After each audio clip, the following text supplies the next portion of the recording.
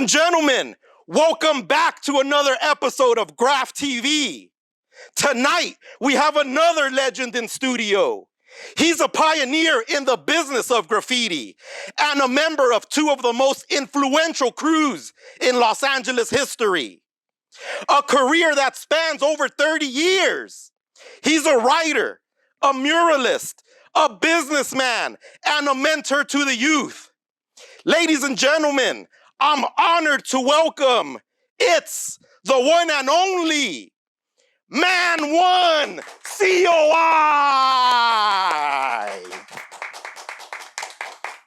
Yeah, man, welcome to the show. It's great to have you in studio. Yeah, thank you, bro. Thank you for accepting our invitation, man. Absolutely. Now, I'd like to start from the very top. Recently, you had a show with Prime, K2S. Yeah. Can you tell us about that show? Yeah, so actually what it was an art talk, a panel, talking about the history of LA and how it mixes in with the architecture and urban design and stuff like that. Really, it was Prime's show. Prime had a show at Helm's Bakery. They have a space there. And so, you know, Prime did his whole thing and like hooked up all the walls with his you know, his tags and all that, roll calls and everything all over the walls. So I was just a member of the panel on the closing of the show. So unfortunately, it wasn't a two-man show, let's say. But yeah, Prime's an OG, and you know, I've respected and known him for many years. And you know, it was an honor to be next to him and talk to the people about Graff and LA and all that, you know. Can you please educate me on Prime's contribution to graffiti? Oh man, his contribution to graffiti as well. To me, you know, when I think of Prime, I think of K2S, I think of STN, all the East Side writers that I grew up, you know, admiring. And Prime was definitely one of the first guys that I looked up to in terms of just raw style. You know, that letter form that you didn't know where it came from. Like, it wasn't East Coast graffiti, but it wasn't just straight up, you know, gang style. It was somewhere in between. And so Prime definitely, you know, put his mark in LA, and you know, his hand styles, of course, are legendary. So, you know, big ups to Prime, you know. Thank you. Now, I want to get to your story. First of all, where were you born? I was born at the Doctor's Hospital in East LA on Whittier Boulevard. Where are your parents from? My parents are both Mexican, from Durango and Chihuahua, and I was, you know, first generation born here, oldest of three, you know. What kind of people were your parents like? Were they religious, strict, easygoing? Can you describe them for us? Yeah, I think my parents, you know, thankfully they're still with us, but, you know, they were always like, you know, very traditional Mexican family, you know, like very hardworking, goal-oriented, you know, wanted us to go to school and better ourselves. You know, Catholic. We grew up Catholic. I went to Catholic school my whole life, believe it or not, from first grade to my last years in the university. Not that I'm Catholic anymore or whatever, but that's how the family grew up. You know what I'm saying? And you know, it was a tight family. My tios and my tias and my abuelita. We all grew up kind of this extended family. You know what I'm saying? So it was very much a warm, kind of loving, like you know, upbringing. I mean, it was in my book, it was perfect. You know what I'm saying? Did your parents or grandparents display any kind of artistic ability growing up? No, you know, I'm the first, I think, of in the whole family. I think I'm the first visual artist. I have a lot of uncles who were musicians, and so there was always music in the house and music in the family and stuff like that. But as far as art, I just picked it up. I don't know where. You know, I just started drawing since I was a little kid. Just picked it up. Maybe thinking back about it, maybe it was because Spanish was my first language. So I didn't speak English until I was like in, you know, first, second grade when I started learning, you know, English. So I think art was my first language because that's how I would communicate with the kids. And in kindergarten and all that, I would draw stuff and show them, and that's how I communicated. So yeah, somehow, I don't know how, but I became an artist, and I was the first one in the family. Does your family ever tell you why they moved to California from Mexico? Yeah, I mean, they moved, you know, because they wanted a better life for themselves and for their future family, you know. things were not. There was no future in Mexico. They didn't see progress, and so you know, they were living a rough life back there. You know, it was kind of like there wasn't a lot of work. So my grandfather was the first one to come over and find work, and then he told the familia, "Hey, come down," and whatever. So my parents, even though they had met in Juarez, in Chihuahua, when they were in high school, they reunited in LA, and that's when they got married, and that's why I was born here. How did they reunite? Do they ever tell you that story? Was it accident, coincidence? I think it's, you know, people stay in touch. You know, both sides of my family are large, so a lot of brothers and sisters on my mom's side and my dad's side. So when they came to LA, you know, one thing led to another. Like, hey, do you know so and so's in town? Oh yeah, we should get together again. That kind of stuff. And then they met up and they decided to get married. You know, so you know, I was born here in East LA. After your parents get married, why do they decide to settle in East LA? So, you know, they lived in LA very short time because I think by the time I was 1 year old, I think we moved to Alhambra, which is basically where I grew up, San Gabriel Valley, mostly in Alhambra, because my grandmother bought a big house with apartments in the back. And so, you know, we were able to move there and all that stuff. So wherever the family went, that's where we all went, you know? So it was kind of cool growing up with a huge extended family. And, you know, Alhambra was a different place back then. It was a lot of older white people at the time when I was growing up, I remember.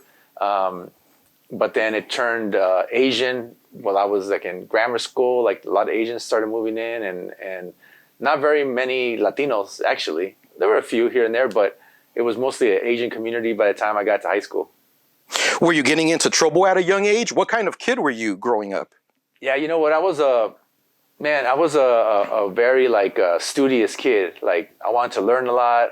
I was always joking. I was like the class joker, and I got in trouble for that kind of stuff.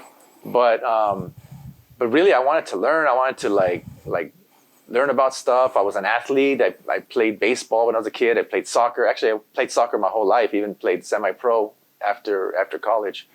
But I was always like into school, and I found it very easy. I got good grades for not even trying. But really the thing was art. Like drawing, I don't know why, but I had to do it all the time. And I remember when I was a kid, I was drawing cars, I was drawing animals. I was the kid in class that the teacher would say, hey, go draw the solar system for the class because we need to talk about it in science, you know? Would your teachers ever mention to your parents how talented you were?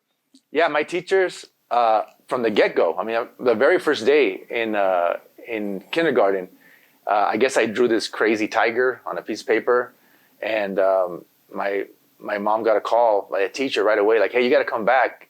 And she thought I was in trouble or something, so she came back, and she showed my mom this drawing I did. She said, do you know your son can draw like this? And she goes, oh, yeah, he draws all the time. And she was like, no. Like, at this age, kids don't draw like this from memory. Like, this is not normal. But my mom just thought it was whatever. And even to this day, I tell her, like, how come you didn't have any of my drawings when I was a little kid? And she tells me, like, well, if I would have known you were going to be an artist, I would have kept them, you know? And I was like, all right, whatever. So all my teachers always kept my drawings when I was growing up. And I don't, you know, I have all these stories, but I don't have a lot of evidence, you know what I'm saying? Do you have any favorite childhood memories from that time? Yeah, I mean, my favorite memories were like the last hour of class, you know, each day. They would send me to another room where I could just draw for the class, because it was like, let's say they were doing, it was Halloween and we had to do the Halloween ornaments. They'd send me to go do all the ornaments for the class. So it was dope. It was like, I was getting like a free hour of not doing anything, just drawing.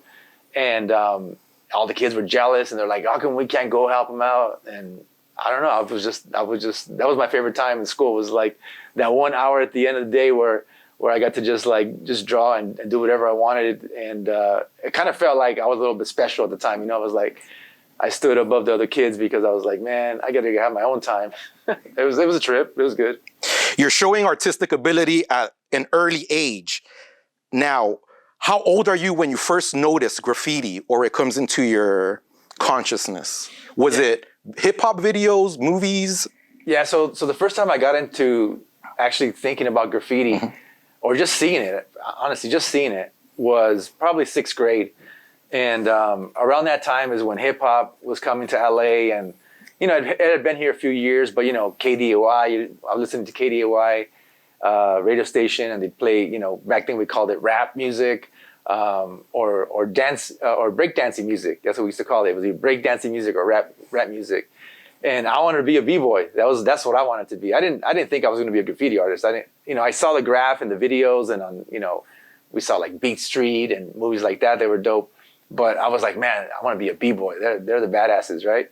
So I tried to break dance, and I did it for a little while, but I sucked. And at the end of the day, I was like, I wasn't able to do all the floor moves and power moves, and I was like, okay, this is not going to be it. So then I was like, I'm going to be a DJ now. That's where it's at. I'm going to be a DJ.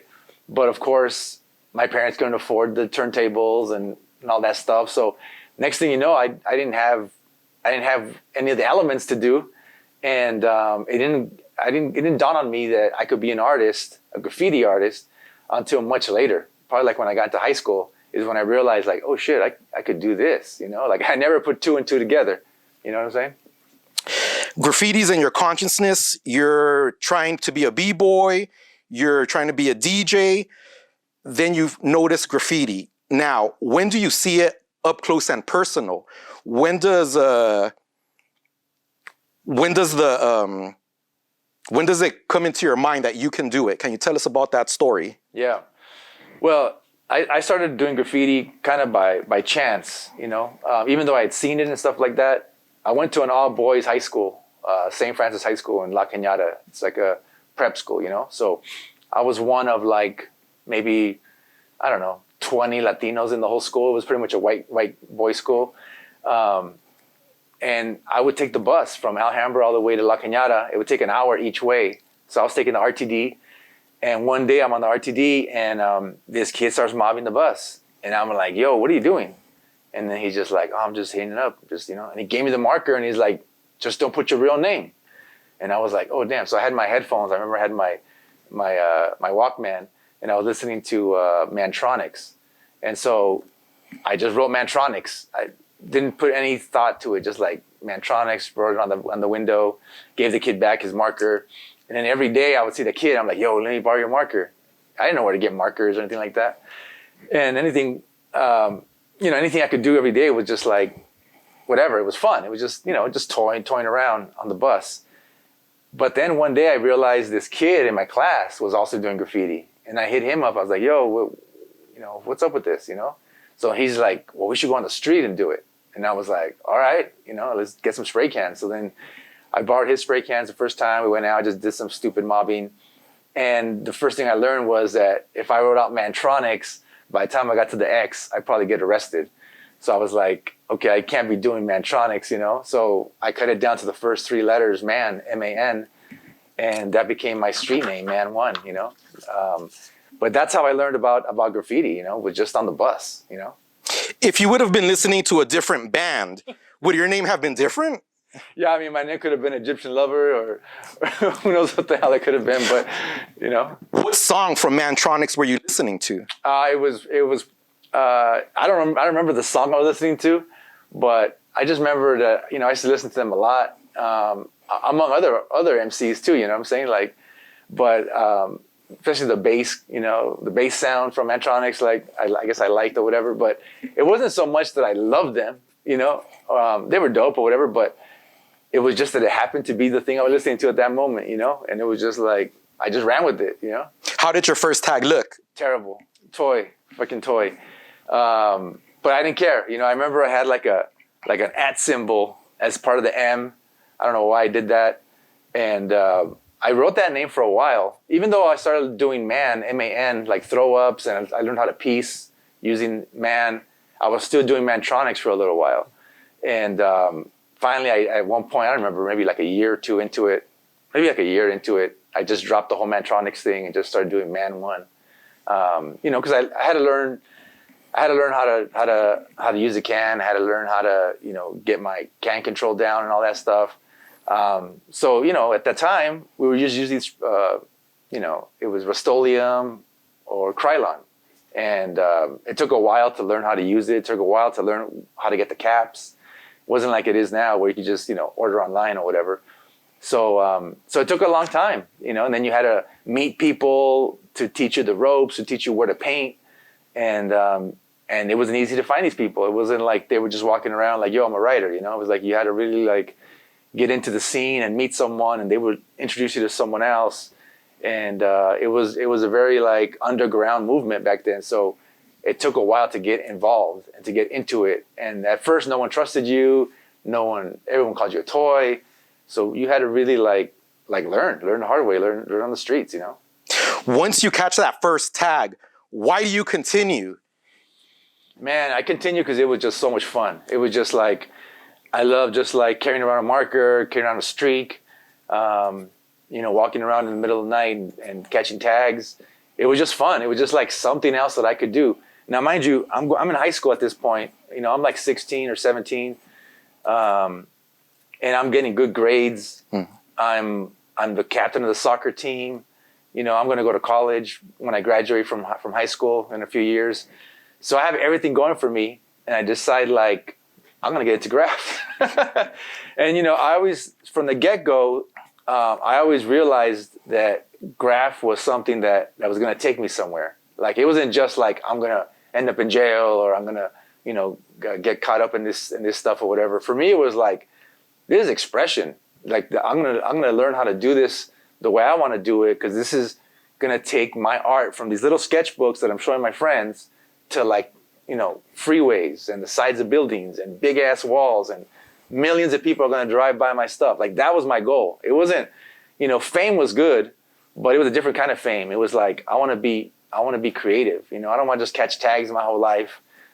Even though at first it's fun, later on you realize like. That's not why I'm in this. I'm not in this just to catch tags. I'm in this because I want to do some real art, Choosing the name Mantronics or Man One so quickly, spur of the moment, did you ever consider changing your name or updating it?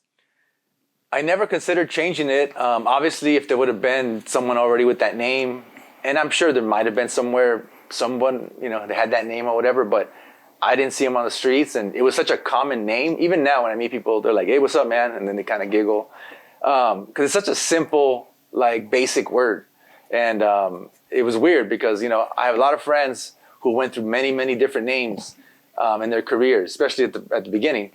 And so I got lucky. I got lucky with that name, and it stuck. And I was like, I kept looking, man. There's probably another man somewhere, and whatever. And I didn't see one, so I just kept riding with it. You know what I'm saying?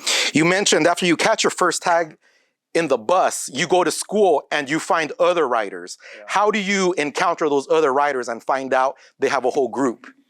So I saw one guy drawing on his peachy folder, and he had like this crazy like gangster style that he was doing, and he ended up being a Filipino gangster kind of dude, and he had this like sick hand styles. And so I hit him up and I go, "Hey, how'd you learn how to write like that?" And he's like, "Oh, my cousin, he's a writer and this and that." And then he introduced me to another friend. It was like, "Yo, he's messing around with that stuff too." It was just like that. It was just like, from one person to the next. And like I said, I went to a very privileged high school. So it's not like there was like no writers there. There was like no gangsters there. You know what I'm saying? It's like people were going there to go to school. So when you found someone who had that like little bit of gangster in them or a little bit of writer in them, like you were like, oh damn, and then they led you to people, And so it wasn't until later that, the way I really got into like Graff, the scene itself, was after my friends there at school, like showing me here and there what was going on. I started just walking around the streets on my own just to find Graff. I wanted to see pieces, back then you would see throw ups, you would see tags, but you really wouldn't see pieces on the freeways. Not that much. A little bit later you did, but at first it was hard to find pieces. And I remember the very first time that I walked into the panic zone, and it was crazy. I mean, I walked in there was no one there. I walked into the panic zone because I heard about this spot, took the bus there, and I didn't know I was in the crazy neighborhood or whatever. I was just like, you could see the Graff when you go over the bridge. You could see it down by the tracks. So I go down there, and I'll never forget it because I just saw end-to-end color.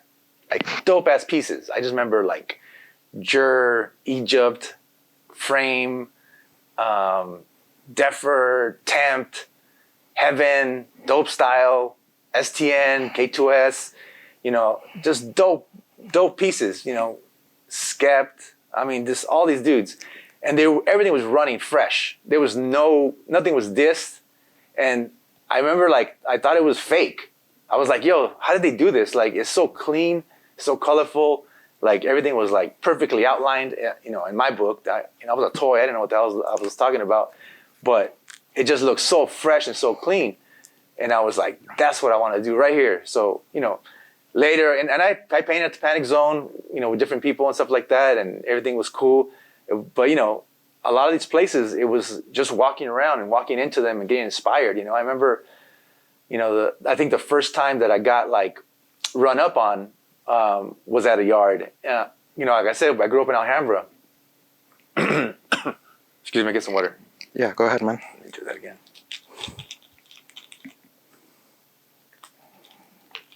Yeah, edit that out. Yeah, we'll do. The first time you got run up. Yeah, so the first time I got run up, I remember... Oh, hold on. 1, 2, 3. Yeah, so the first time I got run up, you know, like I said, I was living and growing up in Alhambra, and I had heard about this little Alhambra yard that was like near the Target or something like that. And so, actually, I don't even know if there was a Target then. Anyways, I just remember like where they told me it was at. So I go down there, and it was like a little tiny hill. You go over the Ivy, and then there was these 2 walls. It was kind of like an L shape. And there was a big electrical like generator or something that blocked on the left side, so no one could see you in that like pit area. And I remember seeing like Mural, STK, Angst, Key, FB, like all these pieces. And same thing. I had the same experience. I was like, yo, look at this. This is all fresh. Nothing was dissed. It was all like dope. And I remember I was there taking pictures with my little 110 camera. And as I'm doing that, you know, I see like 5 dudes just walking up the Ivy, you know, and I'm there by myself. And, you know, I was a scrawny little kid, you know, I was getting my ass kicked by 5 dudes any day. So I looked over and I'm like, oh man. And they're carrying chains, they're carrying crowbars, bats. And I was like, yo, what's going on? And so I'm just chilling. I'm like, I could probably run, you know, like, and that's the only thing I can get away with is running. But they hit me up and they're like, yo, where you from, you know? And I was like, I ain't from nowhere, you know? And then they're like, well, what are you doing here? I said, I'm just checking out the Graff. And then it turned out that it was these dudes from STK. It was like Joe STK and Rail, Shock, Kane, a couple other dudes. And man, they just like, oh man, we thought you were from BSK. Because we had some beef with BSK or something like that. So they thought they were gonna jump me. They thought I was from some other crew. And I'm like, nah, man, I'm a oneer. I'm like, you know, and they're like, what do they call you? I said, man, call me Man. And I had just done a spot in City Terrace the night before. And I remember Joe said, hey, we were going to do that spot last night. We drove up and we saw your name. He's like, you must have just done it. Because we had seen that spot earlier in the day, you know? And I'm like, yeah, I just hit it last night. And these are virgin walls back then, right? So these spots get hit like all the time now. But back then, I remember when I hit that spot, I was all happy. It was like, you know, it was probably toy looking, but I hit it. And so I remember they said, hey, you want to go chill tonight with us, you know? And I'm like, all these guys are from STK. Of course, I knew who they were, Sworn to Kill. They were like the Alhambra crew, you know? They were like the dudes. And so I was like, yeah. So they're like, we're going to kick it at Mural's pad. So why don't you come and chill? I'm like, dope. So I go. So that night, I meet Mural. Angst was there too. I met Angst. And, you know, Mural to me, just to put a sideline on this, but Mural is one of the most underrated like artists in LA. Like that dude, I remember first seeing his stuff on the streets and just being like blown away because he was always doing these black and white characters on the freeways, on illegal spots, and they were dope. And then his can control was like perfect, and then that fool could get down. So that night, I'm at Mural's pad. He whips out these sketchbooks, and I was like, yo, what is this? Like, I never seen anyone's sketchbook so dope. I mean, it was page after page after page, ballpoint, full color with markers, pencil drawings, the whole thing. Every page was different, and I was just like, man, this guy's dope, And then that night they hit me up and they're like, all right, so are you down to be in our crew? And I was like, I just met these guys. Like, I didn't know who they were or anything, but they were cool. I was like, yeah, I'm down. I knew who they were. So I got into STK. That was the first crew I got into, Before joining STK, is there someone you meet early on that teaches you the unspoken rules of graffiti? Who is that person? Does someone guide you? Yeah, you know what? I don't think I learned anything about actual graph, like etiquette or like the rules of the game until I got into a crew. Before that, maybe I was picking up something like, like don't tag over a piece and all that kind of stuff. And, the easy kind of simple stuff. You don't want to disrespect anybody. You pick that up on your own, but I don't think anyone really like sat down and mentored me. I remember seeing spray can art. I remember when the book came out, and that was hella inspiring, because Subway art had also come out, but Subway art, we didn't have trains in LA, so I was like, okay, that's a New York thing. But when I saw spray can art, I was like, okay, this is dope, And then in there's like some stories and they talk a little bit about like, what's the proper way to do things or whatever. So I remember reading about it there, but really it was finally when I got into a crew that other people started like, just kind of like letting like, okay, don't go over that, or do it this way, or don't do it that way. So you just pick it up.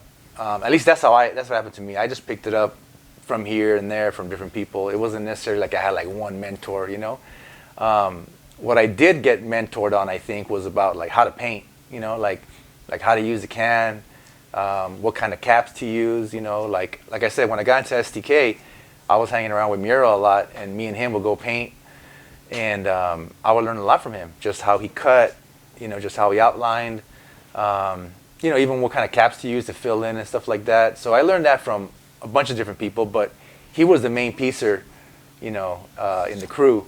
So like that's who I was looking up to, because I wanted to do that. Like it was dope bombing, and I remember we used to get spots and go do things or whatever. But really, it was like, how do I learn how to piece, And before STK, I do got to say this.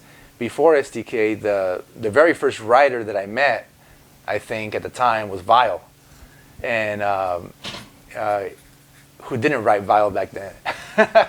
He used to write Zis one. He's gonna get mad for me for saying this. Can you spell it? Yeah, Z-I-S. He was Zisser. And so I remember when I met him, because I lived on the edge of Alhambra, and then he lived on the edge of Monterey Park, and there was a bridge in between, like right off of Fremont, and there was a little yard right there. And I remember that was the first place that I went to go look, because he told me, like, I forgot how I met him, but I know why, because my neighbor went to Century, which was like the continuation high school of Alhambra, which ended up being where all the writers were at Century High School. So anyways, I became friends with my neighbor, who introduced me to Vile, again, who was writing Zis back then. But then we went, and he showed me this little yard where they were a little practice yard. And so that's where I did my first piece, was in there. And I'll never forget, the funniest thing was like, we go in there, and I'm going to do a little piece, so I'm doing like a man piece or whatever I was doing. And him and another writer, I forgot who it was, they came to the yard after I painted it, and they judged it, and they sat there and they looked at the piece, and I was like, what do you think? And they're like, we give you a 5.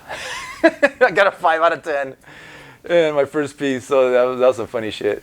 But that's how it was back then. It was just like you'd meet people, and so Vile, he's like my lifelong, writer friend, and we're best friends and all that now and everything. And he's the first writer I ever met, and we had a lot of history together. But I think he used to be from STK for a minute, got out or whatever, and then that's when I got in. And so I ran with STK for I want to say about a year.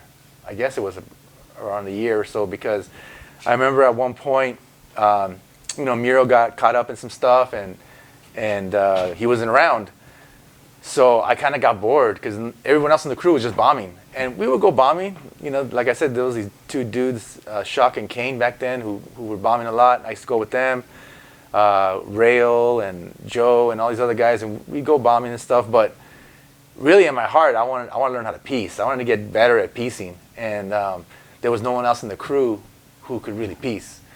So, and I ended up getting out of the crew just because of that. You know, I was like, yeah, I want to explore other stuff. You know what I'm saying? And so here's a bit of history that a lot of people don't know. But when I got out of STK, me and Vile started our own crew. It was called Killing Non-Believers, KMB. And so it was a little, you know, toy crew we started. And I remember one of the first times I painted at Belmont was a big giant KMB piece. And then me and Vile did two giant characters. He did like a Mickey Mouse skull, well, a skull with a Mickey Mouse hat. And I did some other character. That was the first time painting at Belmont, and it was under KMB, you know. But that didn't last long, you know. That lasted for a minute, you know. Vile, a legendary figure in Los Angeles graffiti, worldwide even, just like yourself. Can you tell us, what were your thoughts when you first see Vile's artwork, his style? Yeah, so Vile, you know, he's always been like super dope with the characters. You know, at the time he was, you know, like now he doesn't sketch anymore, right? I don't know why, but back then he sketched a lot. So I remember seeing his drawings. And how do you see him? Does he show you? Do you accidentally see it? Yeah, no, he shows me. You know, he's carrying his book around and he shows me. And then we kick it at his pad and we draw. So yeah, so I started learning about two things from Vile that I learned early on was hand styles and the characters, you know? So like shading and characters, he was really good at shading. And he was doing these weird characters, which were dope, you know? Because up to that point, most people were doing b-boys and doing like, you know, very simple kind of characters. But he was doing like this like eyeballs and kind of demonic shit. And it was just, it was different, you know? But it was kind of dope. So I liked it. So I was like, all right. So I started going that direction with my drawings. But then he used to do his little hand styles. He loves flaring. He showed me how to flare and how to tag my name and stuff like that. So, and you know, he's actually probably like a year or two younger than me, but he was already doing it. So, so at that time, you know, we were kind of like, you know, he was a little bit more advanced than I was because he'd been around it for a little bit longer than I had. And also because he was going to Century, where all these other writers were going. So he was getting all his influence from all these other writers. I was not, you know, at school, I was like, no one knew I was doing graffiti except like 2 or 3 people, you know what I'm saying? Was Vile mostly drawing characters or his name? Yeah, Vile was mostly doing characters. He did pieces, of course, but he was also changing his name, you know, like I said, like when he finally started writing Vile, he was writing it V-I-L-E, and then he changed it to V-Y-A-L, and then he was doing V-Y-L. He was always messing around with his names. But yeah, he was mostly like, from what I remember, he was mostly drawing characters and sketches like that, which to me were more interesting, you know, like he did letter forms, but that was cool. But we all had kind of like a similar style in terms of letters because the influence we had, it was just like what we were looking at down, you know, on the streets and stuff like that. So we didn't have any styles yet in terms of lettering, but he did have the styles back then from the get-go with characters. Do you recall how Vile got his name? Or why he even changed it? You know what? I don't remember how he got his name, but it totally fit. he got the perfect name for who he is, you know. When he tells you his new name, what do you say? I was cool, man. I was like, yeah, it's dope, you know. It's different, you know. Yeah, it was weird because back then, you know, we were all kids, you know, we're all like 16 or whatever, and so things are going fast. Like things are happening, you know, it's not happening like sequentially, like one day this happens and it's just like you see someone one day and then like a week later you see them and then they change their name, or, you know, you hang out with them on one weekend and the next day they're at a party and they're like showing you their new tag or whatever. So it's hard to remember like exactly how things happened, but it was all part of like being in that environment, you know what I'm saying? Would you and Val go out writing together, bombing, mostly just doing pieces? How would you guys express your art? Yeah, so I mean, at first, I mean, we would just walk the neighborhoods. Obviously, we started in our area, Monterey Park, Alhambra. We'd walk down the streets and just catch little tags. I remember we had this one thing that was kind of funny because, back then it was hard to get caps, especially really skinny caps, like we used to use odds and ends caps or tester caps. And those were the ones that we used to steal off of odds and ends cans or whatever. And when you get one that was really dope, really flare out, you get a super skinny line. And I remember we would laugh because we would hit up on poles or electrical boxes or whatever, and we'd battle to see who get the skinniest, tiniest tag with the spray can. It was kind of stupid, but we used to get off on doing that. Oh, look at this tiny ass little tag, So we had all those tags up and down. So we would do that a lot. And going back to the caps. So we used to go to down to Atlantic Square in Monterey Park, and there was a little hobby store there. And we used to go in the hobby store and they used to sell tester cans. And that's where we racked the caps, You had to know which caps to get and all that. Well, it so happened that Tempt 1 used to work at that hobby shop, Rest in peace, Tempt. But we used to go in there and everyone knew that he was a writer, all the writers knew, but, And he was very low pro about, you couldn't call him Tempt or anything there. And, we didn't know him. We were just oh, that's Tempt, man. We were ooh, that dude's that's a legend right there. He was already a legend, And this is in the late 80s, right? And so we'd go in there and he knew what we were doing. He knew we were getting caps or whatever, but he wouldn't say anything or whatever. And then he'd tell us certain things afterwards. We'd come to the front and say something oh, I'm going to buy this or buy that. And then he'd be yeah, you're right, huh? And he'd say this and that. And so he was cool. He was one of the first big writers that I met, kind of accidentally. And I remember another time right down the street from there was a Standard Brands where we used to buy spray paint. Before Home Depot and all that, it was Standard Brands. So we'd go to Standard Brands, but they had the 99-cent cans and all that. So we'd go there. And I remember one day I'm looking for some paint. And I turned in the paint aisle, and there's Tempt, Stans, and Cab, And all FB crew and LOD or whatever. And I was oh man! I remember I got so nervous. I was oh man! I was trying to buy some True Blue Krylon spray paint, and I was asking for True Black because I got so nervous. I was hey, you guys know if there's any True Black? And obviously Ultra Flat Black is what we used to use back then. But I was nervous because I was man, these guys are dope. I know who these guys are. I didn't even introduce myself or anything.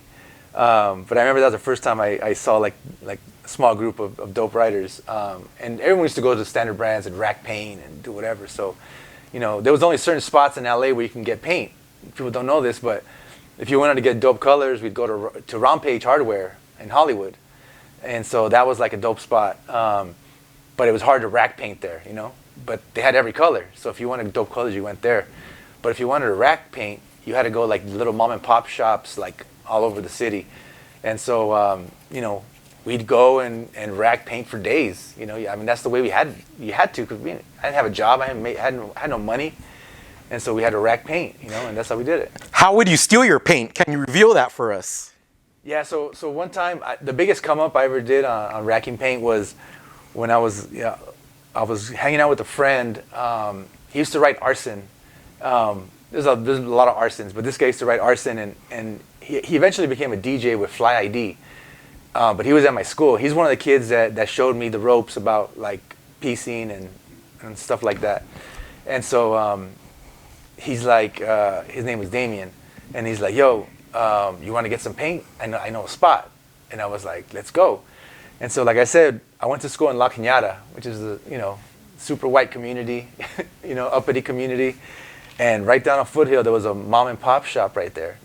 And we walked in there, and they had all the colors, right by the door, all the colors. I couldn't believe it. I was what is this?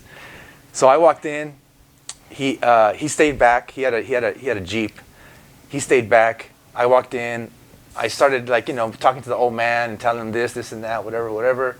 While he's paying attention to me, homeboy walks in with the big ass duffel bag, just starts loading up, and he's hiding underneath, just loading up. Well, I guess he finished. I was all right, I told the man, I'll be back. So then we switched spots. So he walks to the old man, As I walk out, I just grabbed the duffel bag, without him seeing, just grabbed the duffel bag, just kept walking. Went right to the car, put all the paint in there. Homeboy comes back out with more paint. We just booked it, So we just leave with all this paint in the Jeep. We get to his pad or whatever, pull all the paint out. We had 130 cans. I was like, so we split them in half. He got half, I got half, and that was the biggest come up I ever did on paint. We burned the hell out of that spot. Like no one could ever rack paint or buy paint from that spot anymore. But that's how it was back then. It was like when you found a spot, you had to burn it. I want to backtrack a little bit. Mural. Yeah. What is Mural up to now? What does Mural become? Can you please let us know what happens to Mural throughout the years? Yeah, so over the years, Mural is just like turned into a fabulous artist, designer, graphic designer. I know he was like teaching I forgot what the school was, but the Art Institute or something like that. I'm not sure if that's the one, but I know he was teaching at at some art institute. But he also decided to do this. He does this black book sessions. I remember when we'll talk about this later, but when I had my gallery, he started doing this thing where he started doing black book sessions at the park, where kids would bring their black books and hit up and do all this stuff, and he'd give awards and prizes and stuff like that. So he started getting really into the community with the young kids and getting them involved in like how to draw and how to take their graph, and expand on it, And so I think they're still doing that, or at least recently he was still doing that. So he's a dope dude, and I have a lot of respect for him. Do you still speak to him, and what does he say about how far you've come along in graffiti? I haven't spoken to him in a minute. I don't see him that often or whatever, but through friends and whatever, we kind of keep tabs on each other. But yeah, man, he was just like I said, he was an early influence on me and my work. You know what I'm saying? Hold on, I got somebody's blowing my phone. That one's still rolling.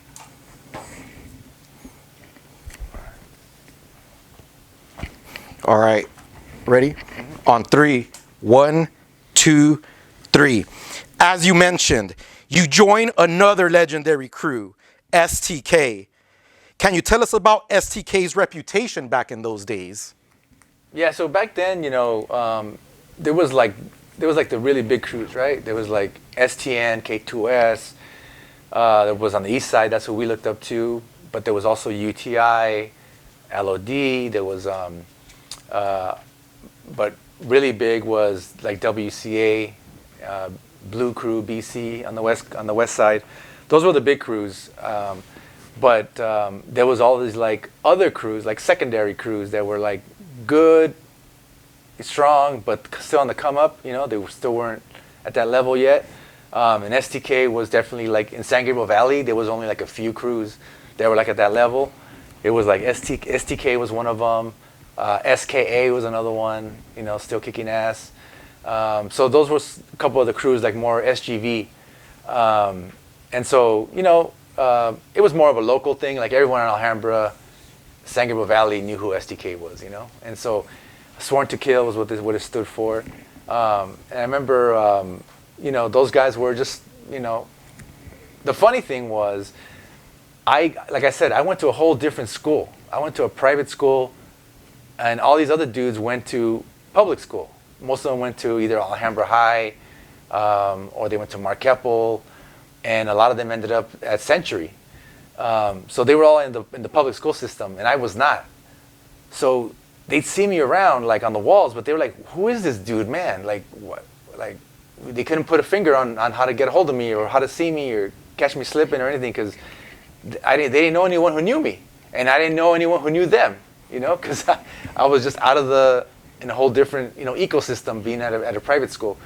So that's why when we finally met the way we met, which was kind of weird, right away we already knew about each other. They knew who I was because I was just starting, and I already knew who they were because especially Mural was like such a dope writer at the time. So yeah, it was dope. It was dope to hang out with them. You mentioned the day before that you meet the STK at the yard, they see you up on a virgin wall they were going to hit.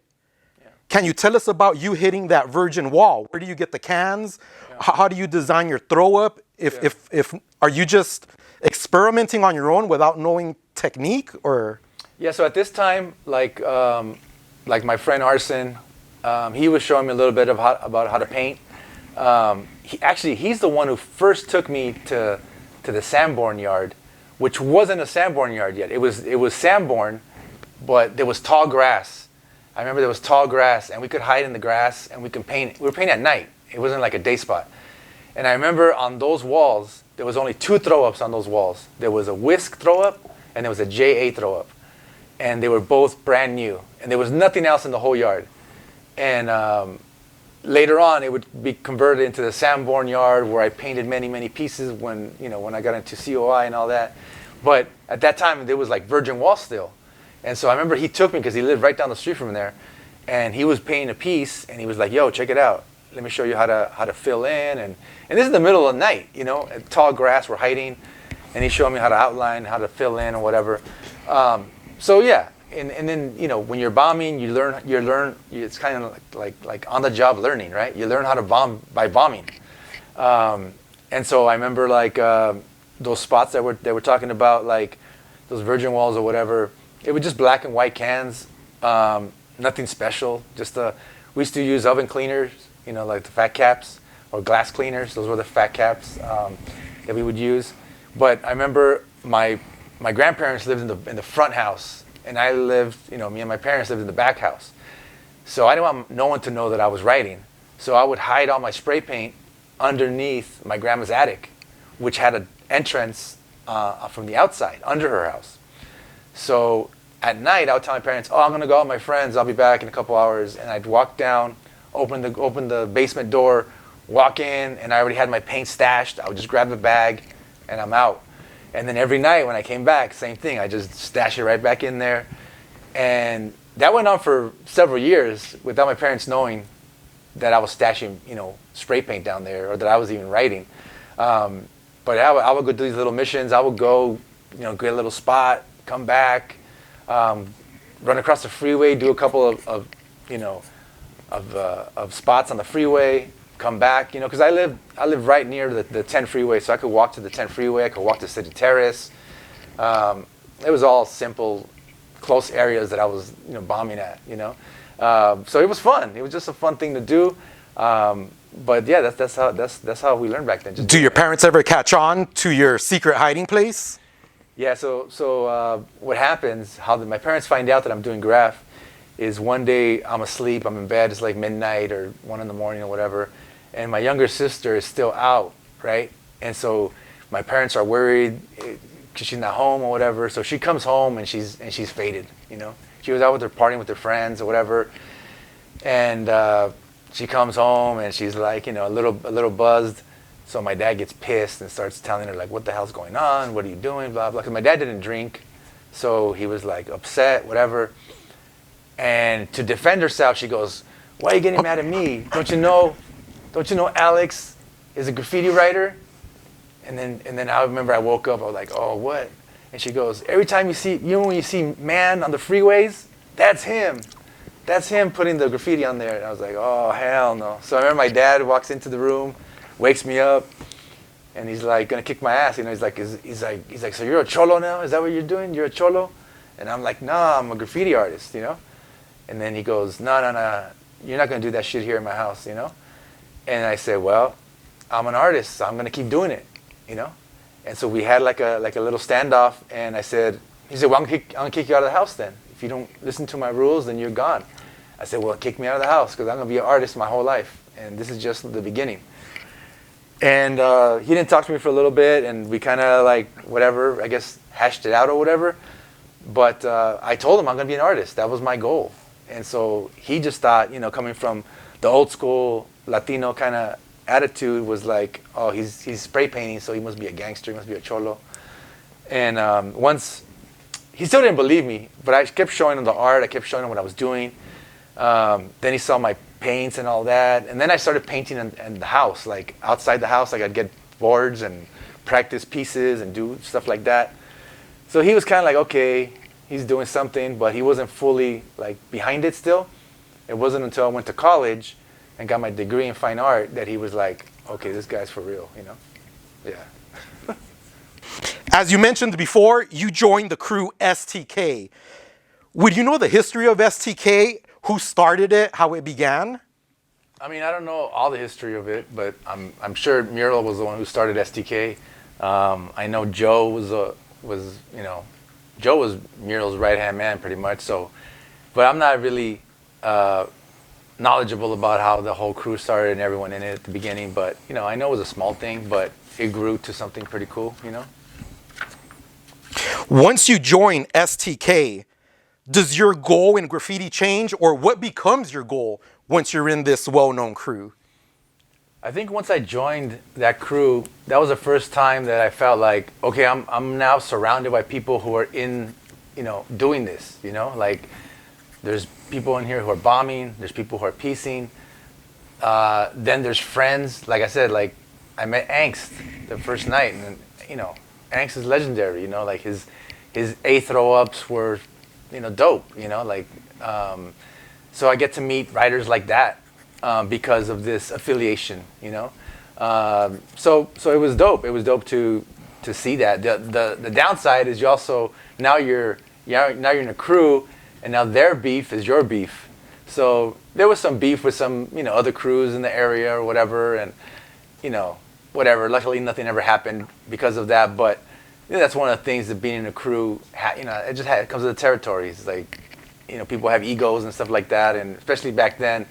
I remember back then, like, you couldn't have a name that sounded like yours, you know? Like, I remember, like I told you, there was this kid named Kane from STK, and him and Shock were bombing a lot at that time when I got in the crew.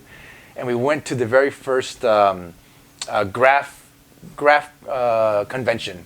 I think Frame did it, and we were there, and I remember Kane had his hat, and it said Kane on it, and we ran into this kid named Vane from the West Side, Vane, and I remember Kane hit him up like, "Yo, all right, Kane," and the kid's like, "All right, Vane." He's like, "Nah, fuck that, you can't write that," you know.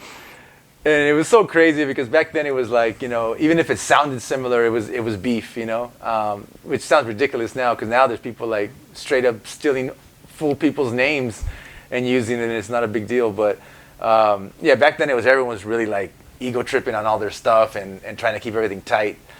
So it was a different time, you know, and it was fun or whatever. But sometimes you get into beefs because of stuff like that, you know. Once you join STK and you're surrounded by all these artists, do you feel your own artwork goes to another level with their help?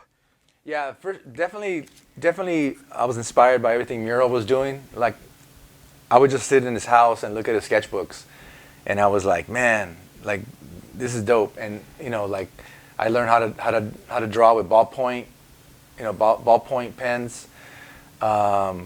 You know, like the big pens, you know, like I didn't do that before until I saw Mural doing it.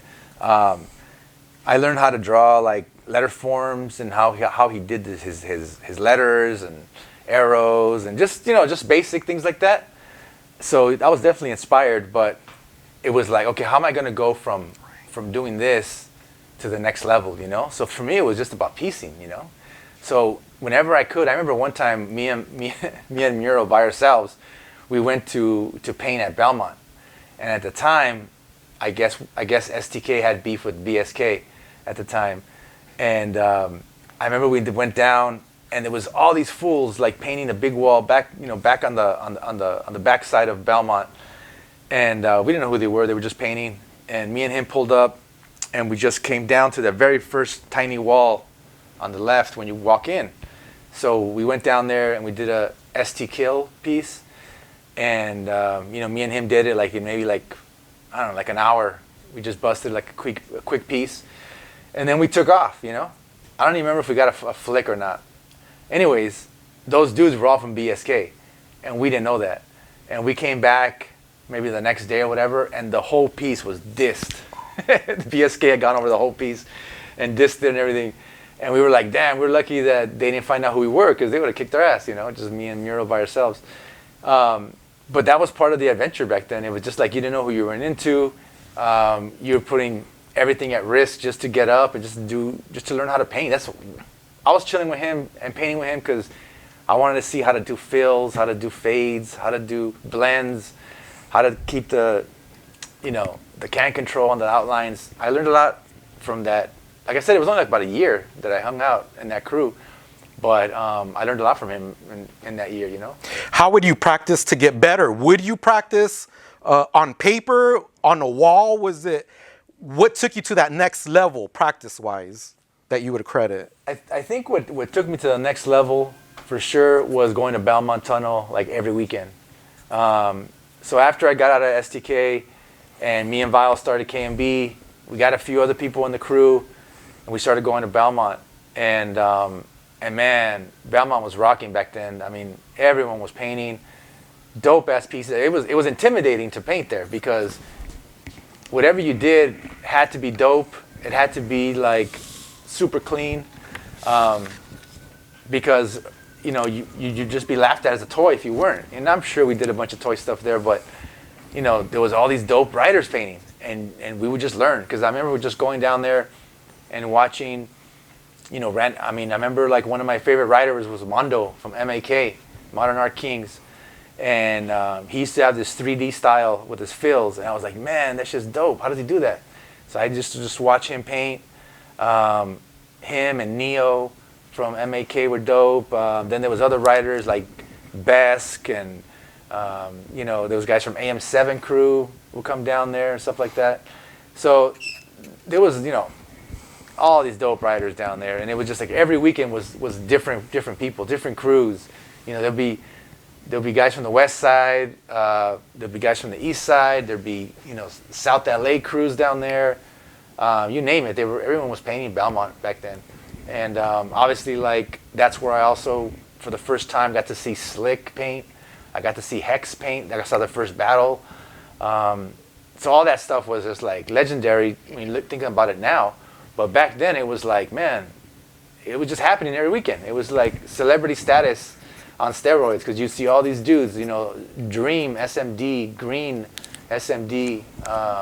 You would see Risky down there. I remember there was this little kid.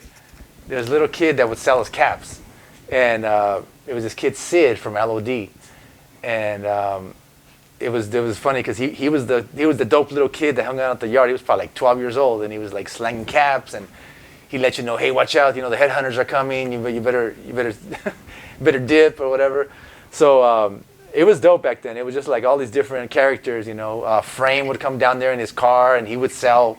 I remember he had thousands of caps in boxes and stuff. And you go and he opened up his trunk and he'd sell you like 100 caps for like whatever, $10 or $20 or whatever the hell it was. Or sell paint. People were selling paint. It was Krylon and stuff like that back then. But yeah, Belmont was like, it's hard to understand if you didn't come from that era, because there's nothing like it now. There's nothing exists like it. It's like, now there's galleries, or there's, there's some yards that are kind of cool, whatever. But that was like, it was crazy. That was like the Hall of Fame of LA. We didn't obviously in LA we didn't call them Hall of Fames. We just call them yards, but that was the main yard to be at, and it was like a special time, What were your feelings when you heard the Belmont Tunnel was going away? Yeah, so when the Belmont Tunnel was going away, I already had my gallery, and we ended up I had my gallery, Crew West Gallery, which was the first full-time gallery for graffiti art in LA. From 2002 until 2012, I ran it, and we did a show. We did a show called the Belmont Tunnel Show, and what we did with a cartoon from K2S, Carlos, he came up with the concept, and he put together these like cans. They look like the Belton spray cans, but they said instead of Belton, they said Belmont Tunnel, and he made all these G-clays, all these big canvases, printouts of these big giant spray cans, and then gave them to different artists. All all who had painted at Belmont at one time or another, and then all the artists did their art on it. I mean, Retina, Slick, Hyde.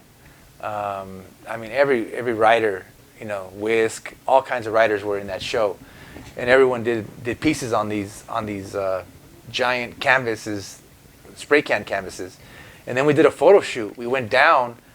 Belmont Tunnel was already closed, and that new space had built, a new development was already up or whatever. So the old tunnel was there, but it was sealed off, and we took a picture, like a historical picture. Steve Grody was down there, and he took a picture of all of us, like the whole crew, everybody in LA was there, like all the big writers were there. It was a dope picture. I know people have it out there somewhere, but so at that point it was closed. At that point there was already a new development, and it was closed, and you know there was no turning back. When the word got out originally that it was going to close, like everyone was going down there trying to get their last piece in. I remember everyone was going down there. I'm going to do the last piece there before they tear it down. And I remember we wrote like letters to the city to like keep it as an art, you know, as a historical place. But the city wasn't going to do anything about it. So you know we lost that space. You know, one of the things people maybe don't know about Belmont is, aside from us painting there, that's where the people in LA used to play pelota, which was like an old Aztec game. It's like a handball game. These dudes would play there. We'd be painting, and they're playing pelota in the middle, which was sick. It was like, you know, imagine this old Aztec game being played in the middle of downtown with all these graffiti artists painting. It was pretty sick, you know. So a lot of memorable stuff happened at Belmont. One other thing that I remember, 1999, they did a thing called A Day in the West, and this photographer had this idea about bringing all the West Coast rappers into one space and take a legendary photograph, and they did that at Belmont. And so I remember they had everyone there. I mean, Snoop Dogg, Booyah Tribe, Cypress Hill, JJ Fad. I mean, from the dopest to the lowest, but all the MCs from the West Coast were there. I think the only one missing, Eazy had passed away already. Tupac had passed away already. I think the only one missing was Ice Cube was missing, and maybe Ice-T.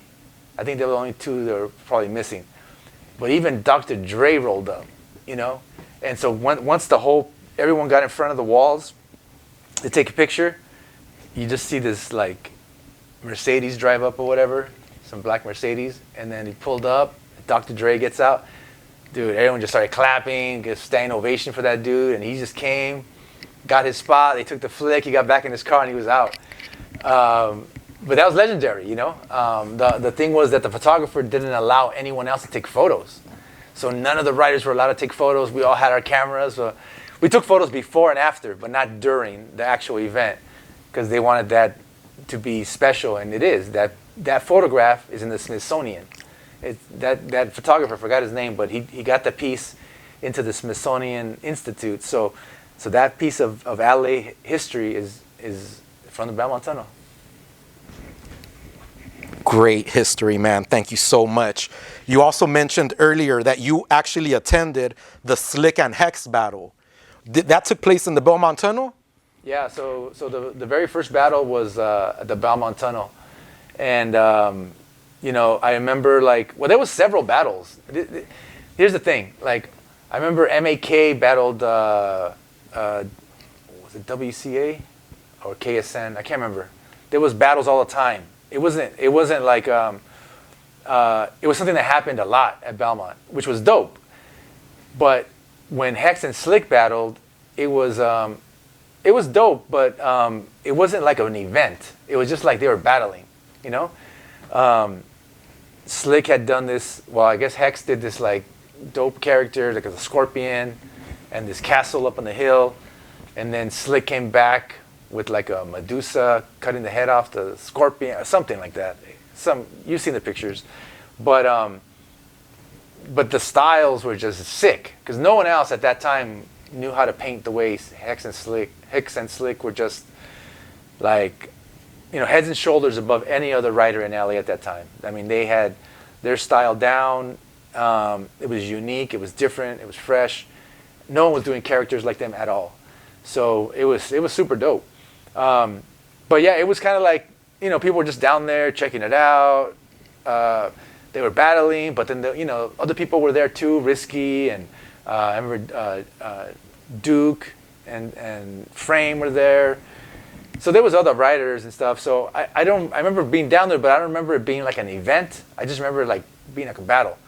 But then what happened is they got serious and they battled like for real, and that happened at the Levitt's Yard, which is in like Glendale, off the LA River. And when that happened, that's when everything was different. That's when everything changed because that was like prime time. I mean, there was news cameras down there. It was a big event. I mean, it was like a 3-day, they had rules to the whole game. It was like, I think they started on a Friday and had to finish on Sunday or something like that. They had like 3 days to paint. And everyone in LA was going down there, everyone. And just checking them out and checking the battle out. That was like a real battle because of the size of it. Because it was like no one had ever done a battle where the news, news reporters showed up or actual judges, So that was sick. And that was definitely like one thing that elevated everything. Because after that, the whole world, literally the whole world knew about it. Because I remember going to Germany and people asking me, hey, do you know Hex? Do you know Slick? And that just changed the game for LA and put LA on the map like nothing else. That was the one event, I think, that just changed LA for the better and put us on the map, Was there a consensus winner who won the battle? Was it debated? It was heavily debated. Slick said he didn't finish. His piece was dope. I mean, he had the subway train with the crazy face coming out of the front, and then he'd always call Hex hoax. So he'd always like cap on him by saying, calling him a hoax or whatever. But then Hex, man, he had like Freddy Krueger on top of Slick, like cutting him up. And then, Hex had some dope burners back then, and he had a nice wild style. I mean, for me, Hex won that battle, and at the end of the day, that's how it went down, was that Hex won. But, there was a lot of debate, and it's kind of hard to be a judge and say that, Also, Jim Pragoff, rest in peace, who co-wrote Subway Art, Spray Can Art. He was one of the judges. And we became good friends over the years afterwards. He'd come to LA a lot and ask me like, hey, what's going on, right now? Show me some walls, and I'd show him walls, and he'd photograph them. He was always documenting, Graff.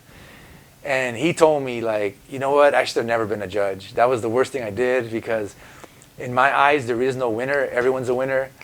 And he always felt bad that he chose Hex because he was like, I shouldn't have done that. And so he told me one time, like, if you see Slick again, tell him that I'm sorry that I shouldn't have judged that. He's a winner too. And I think at one point I told Slick whatever, and Slick was like, whatever, But Hex and Slick, when that battle happened, early 90s, whatever that was, 90, I don't know what year that was, 91, 92, whatever. When that battle happened, all these change of events happened with Hex and Slick, and they went their own directions, and they didn't speak anymore. And they kind of became enemies in a sense because, it was a heavy thing to battle. Well, fast forward to 2012, at my gallery, Crew West Gallery, I gave Hex his first solo show at my gallery. And he had been out of the game for years. He had not painted and been out of the game. He came back and he was like, I want to learn how to get back on the game and what I should be doing and blah, blah. And, he's one of my idols. He's one of the guys that I looked up to. So for him to call me and be like, yo, I want back in, like, help me out here. What can we do? I said, you know what? I want you to have a show. I want to see a Hex show, And so at that opening night, Slick came to the opening and gave Hex a pound and a hug, and they hugged it out. And I was like, damn, talk about history. That was my whole like graph journey, like in one night, you know, because like these are two guys that I looked up to since I was a kid. When I got into the game, saw them battling on the walls of LA, saw them go on their own journey and fall out and all this kind of stuff that happened, all the way to being able to reunite them, just to be like, yo, you know, you're dope. No, you're dope. Well, we're dope, you know? And that was it, you know? So that year, I closed the gallery later that year, and it was a perfect way to kind of close the whole the whole gallery thing, because it was like, can't get better than that if you're talking about graph history, you know? Wow, definitely, bro. Incredible history. Thank you for sharing that. I want to backtrack a little to your STK days. At some point, when you're writing for STK, doing your name, Man One, you kind of transition from your name to doing characters and faces. Can you tell us what influences you to pursue a different path? So or add? Yeah. Yeah, so the characters, I can't remember like my first characters, but I remember that I didn't want them to be B-boys. I didn't want them to be like New York style, you know? What's his name? Mural was doing a lot of B-boys, you know? Dope in his own way. He was doing them his own way, but he usually did a lot of B-boys. He also did other characters too, don't get me wrong, but he was also doing B-boys. But I want to do something different. And I think Vile was the first one, like I mentioned earlier. He's the one who showed me like, oh, you could do this other kind of thing, you know? And so I started messing around with like doing different kinds of characters and stretching arms out and this and that. And then also at the time, well, a little bit later, I would say I got more into characters and really into developing my style once I got into COI. Once I got into COI, that's when like everything really changed for me in terms of like how I was going to be, you know, changing my style, progression with my style, learning techniques, and then just the all-out, you know, being on a different level as a crew, you know. I think so. That's really what changed it for me. After you mentioned you were in STK for about a year. Then you and Vile create a new crew, KMB, Killing Non-Believers. Why do you start this new crew? Can you please go into that? Yeah. So we started that crew because, like I said, there was no reason for me to stay in STK anymore because Mural was locked up and I couldn't paint with him anymore. And, you know, it was kind of like fizzled out, you know. Like I said, I never, even though I love tagging and bombing or whatever, like that wasn't what I wanted to do. Like I didn't see the future in that. I was like, this is fun for a night or two, but, you know, in 10 years, I don't want to be still bombing and just tagging streets. I want to be doing, you know, burners. So Vile was the one I was hanging out with the most. So me and him decided to start a crew. And so actually the KMB original name came from Joe STK. He told me one time, he goes, dude, I thought of a cool name for a crew. And then he's like, it's called KMB, Killing Non-Believers. I'm like, damn, that's a fresh name. So I remember when I got out of the crew, I called Joe and I go, hey, is it cool if I use KMB? Because like, we're going to start a little crew. He's like, yeah, you could use it. I'm not going to use it. So that's why we started. So, you know, thanks to Joe STK, that's how we got the name. But yeah, so KMB was like, we're exploring. We were like, let's do some out-of-the-box characters. Let's do some just different styles that people haven't seen yet. At least in our mind, you know, like I said, we were young. So would you consider KMB more of a piecing crew than a bombing crew? Both? Yeah, definitely KMB was more of a piecing crew.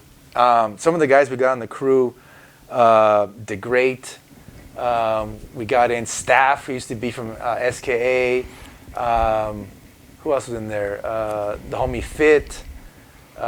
We did some bombing. You know, we did some bombing, of course, like you had to, right?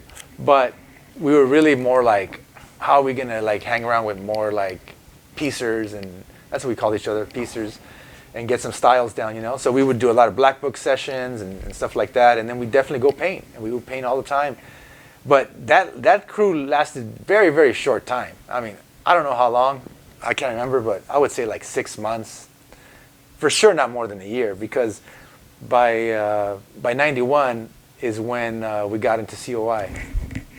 As you mentioned, KMB has a short run, but then you join another legendary crew that becomes one of the greatest crews of all time in Los Angeles, C.O.I. The crew had a roster of superstars that included yourself, Man One, Vile, Sal, Decline, Sacred, and the legendary Euler. Am I forgetting any names?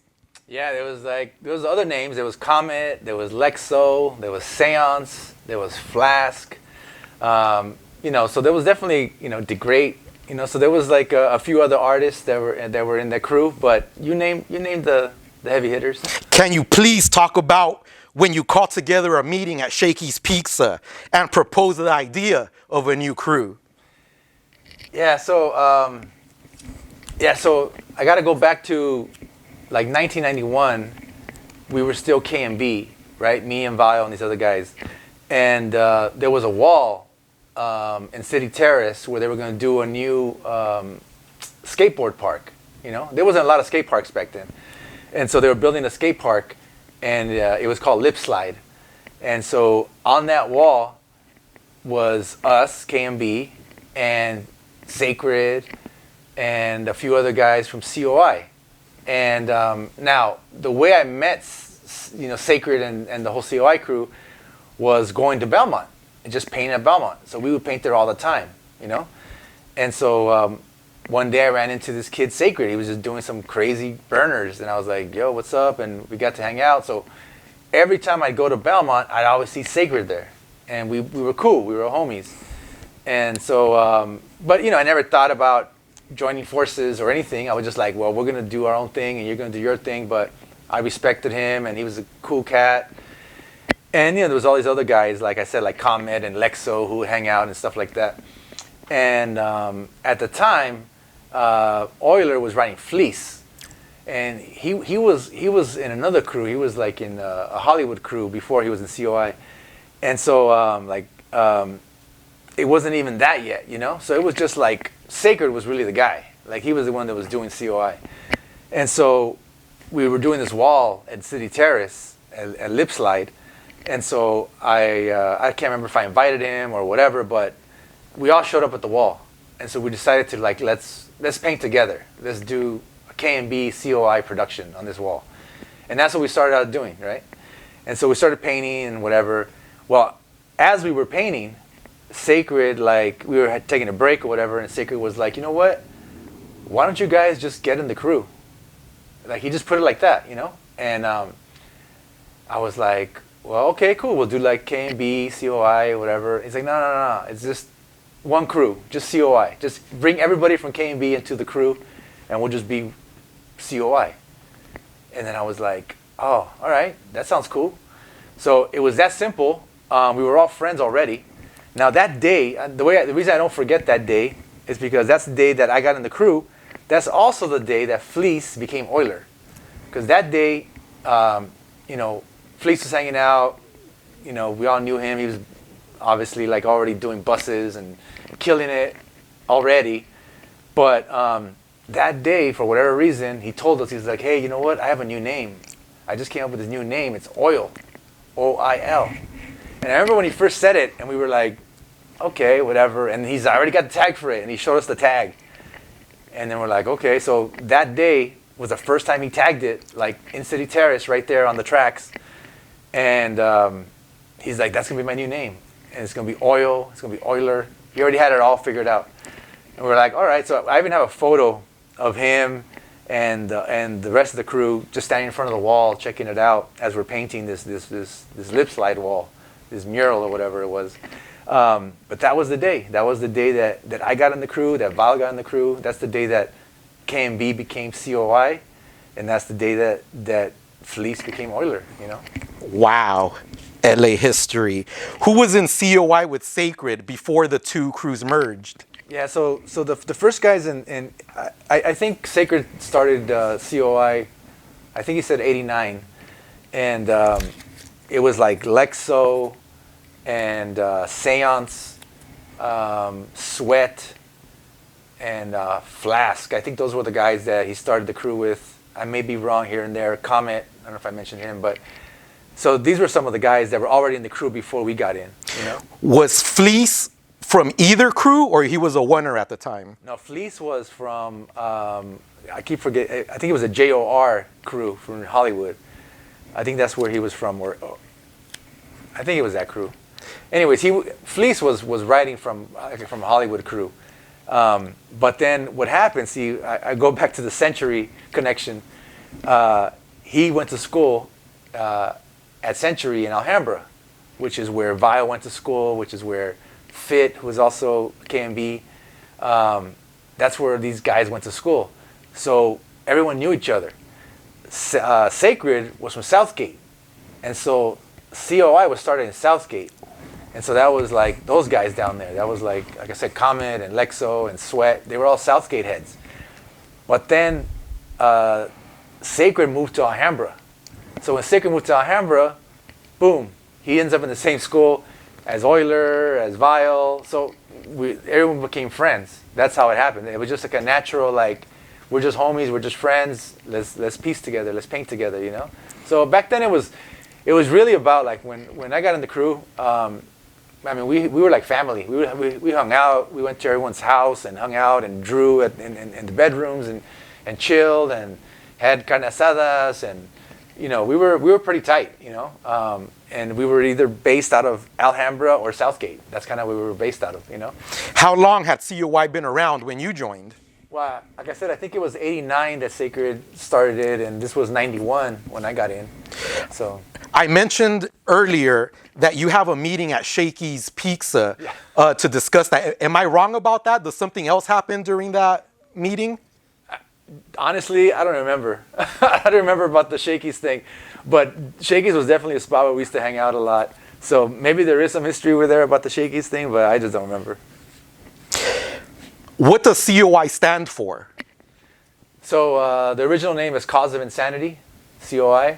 But over the years, we changed. We always loved adding to the name, you know. So we called it Choke on It, Creeping on In, you know, a couple of Indians. We had all kinds of names, but, you know, Cause of Insanity is definitely the OG name, you know. Does Sacred ever share how he started the crew? What was his motivation? No. Why choose COI, the letters? You know what? We never got into it like that with Sacred. Like, I don't know the exact reasons why he started things, but Sacred's like a unique individual. That dude, you know, my personal, even though he's my friend and my crew and all that, for me, Sacred is one of the most underrated writers of all time in LA. That dude was a king, you know, and I mean king in all senses, because he had, no one else had killed the buses the way Sacred had killed the buses. You know, you would see scribes everywhere. He killed the streets. You would see his throw-up, his SD throw-ups stamped everywhere, you know. He got rooftops, he had cutty spots. You'd see his tag everywhere. And then obviously you talk about style. Dude, Sacred style was unmatched. People didn't understand it back then. People didn't know how to relate to his style. Like, there's been so many biters of his style over the years. And so many people who were influenced by Sacred, 100%. But he was an OG.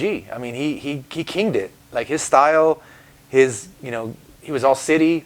You know, he was a crew leader.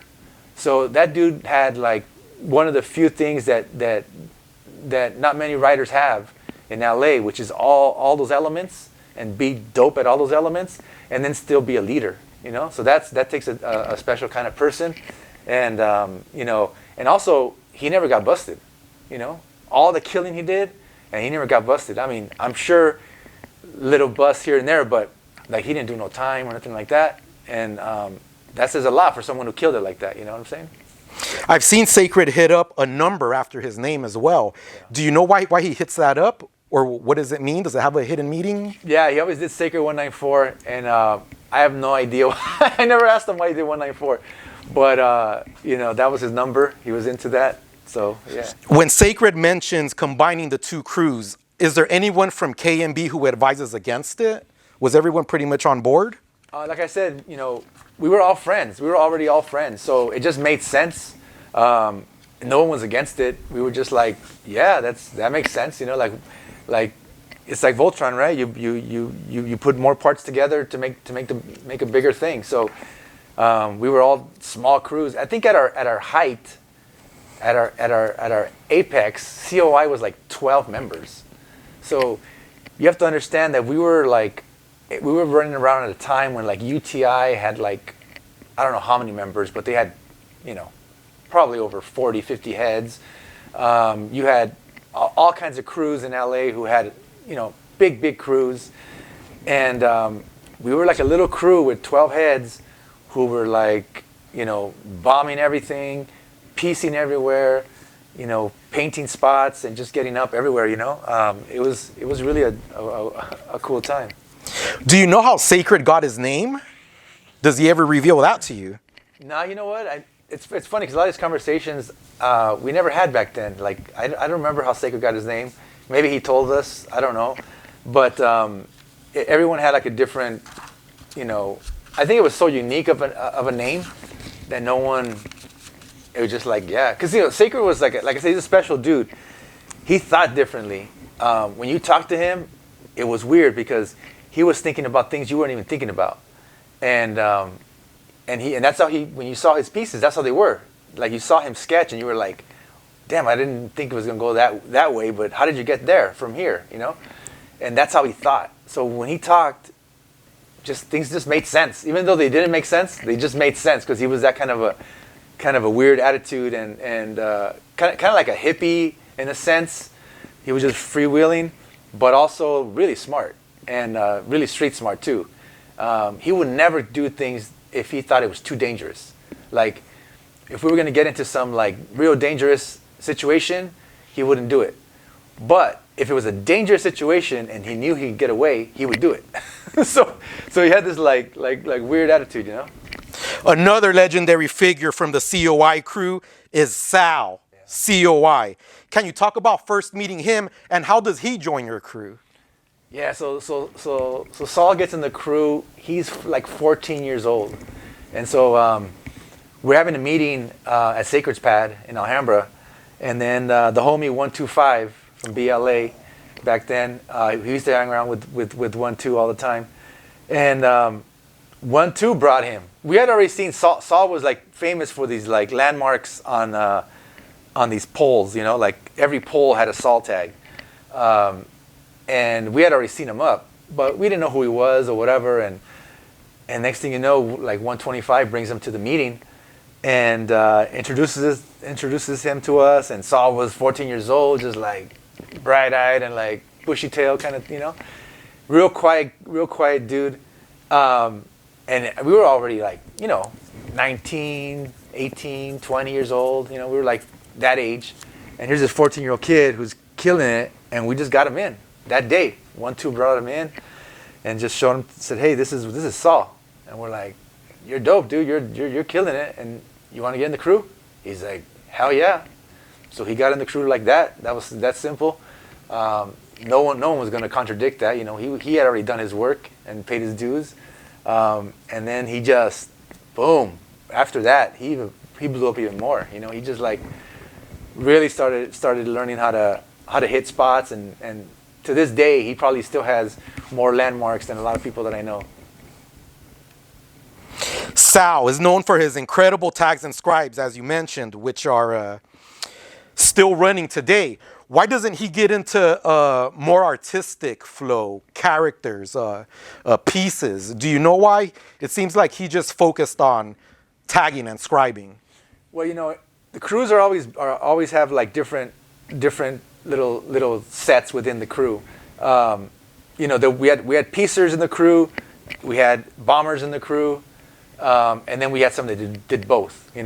But Saul, definitely his specialty was getting up. And that was his love. He wasn't an artist. He wasn't like But having said that, once he started doing freights, he did a lot of freights. I think especially with 125, they started doing a lot of freights, and that whole era when he was doing freights, I think that's when he started flexing and learning a little bit about style and piecing and so he's got his pieces out there. He's not doing murals, but he's doing little pieces on freights and little wall spots and stuff like that.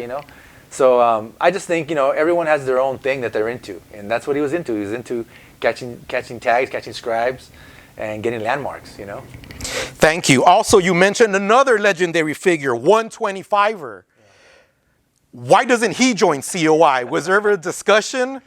Nah, 1-2, you know, he was the homie, and we went on a lot of racking missions with that guy. But also, if you know 1-2, he knows everybody, and sometimes that's not a good thing. And so, you know, he'll be the first one to tell you that he's a loudmouth, you know.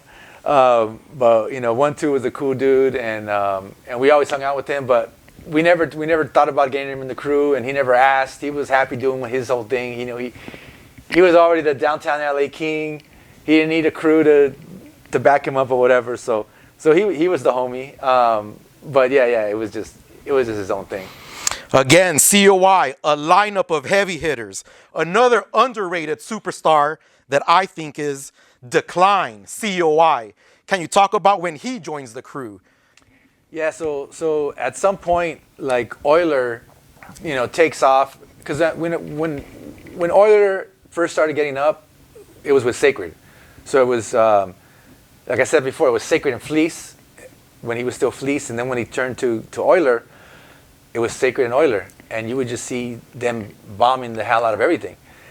But you have to understand that Euler is another different type of character. I mean, Euler is like, you know, when you meet like if you play baseball and you hit the ball and you throw the ball and all that, but then you meet a professional baseball player and you realize, like, damn, that dude knows how to hit a ball. That dude knows how to throw a ball. That's how Euler was. Euler was like, if you thought you were good at bombing or you were dope at getting spots, you hung out with one night with Euler, and you would get put to shame, and you'd be like, damn, I better retire because this fool's got it, you know. And that's how he was. Euler was like, man, he would not give up, and he would get the craziest spots, no fear. I mean, no fear of anything. I mean, here's a story. One time we were bombing off the 5 freeway, Sacred, Euler, and me, and we pulled over in Commerce area, and there was this old building that had just shut down, and it had some what do they call it, iron gates on the windows. And Euler was like, yo, I could climb those to the top of the building and just hit us up, and you'll see us from the freeway. And we were like, okay, it sounds crazy, but let's go do it. So we pull off. It was a mission to get to the wall because you had to cross the river, and the only way to cross the river was a bridge, and the bridge was locked, so we had to climb the fence and go through. And then there was helicopters, and you know, in the whole area. It was like a weekend, so there was all kinds of activity happening all around. There was dogs barking everywhere. We finally get to the building, and it's on the other side of the fence. So all we need to do is jump one more fence, and we're there. And there's all this tall grass everywhere, whatever. So we're right about to jump the fence, and these two dudes pop out of nowhere. Just two dudes kicking it. And they're dressed like they're at a party. And they're faded. And they're like, yo, what are you guys doing? And we just froze. And they're like, are you guys writers or what? And we had our paints and everything, and we're like, nah, we're just trying to be quiet, you know, because we didn't know if these guys were gangsters or what. And then they're like, nah, you guys are writers. And they're like, who else would be out here at 2 o'clock in the morning jumping fences? And we're like, I don't know. So then the dude's like, nah, don't worry. Just like, you know, do your thing, whatever. All right, so we turn around. As we turn around, this dude pulls out like a 45 and just starts blasting in the air. Pa, pa, pa, pa, pa. Yo, I just hit the ground, and I just heard like 3-4 shots go off, and I'm just like, we're dead. Like, we're gonna get killed right here, and no one's gonna find us because we're in the middle of nowhere.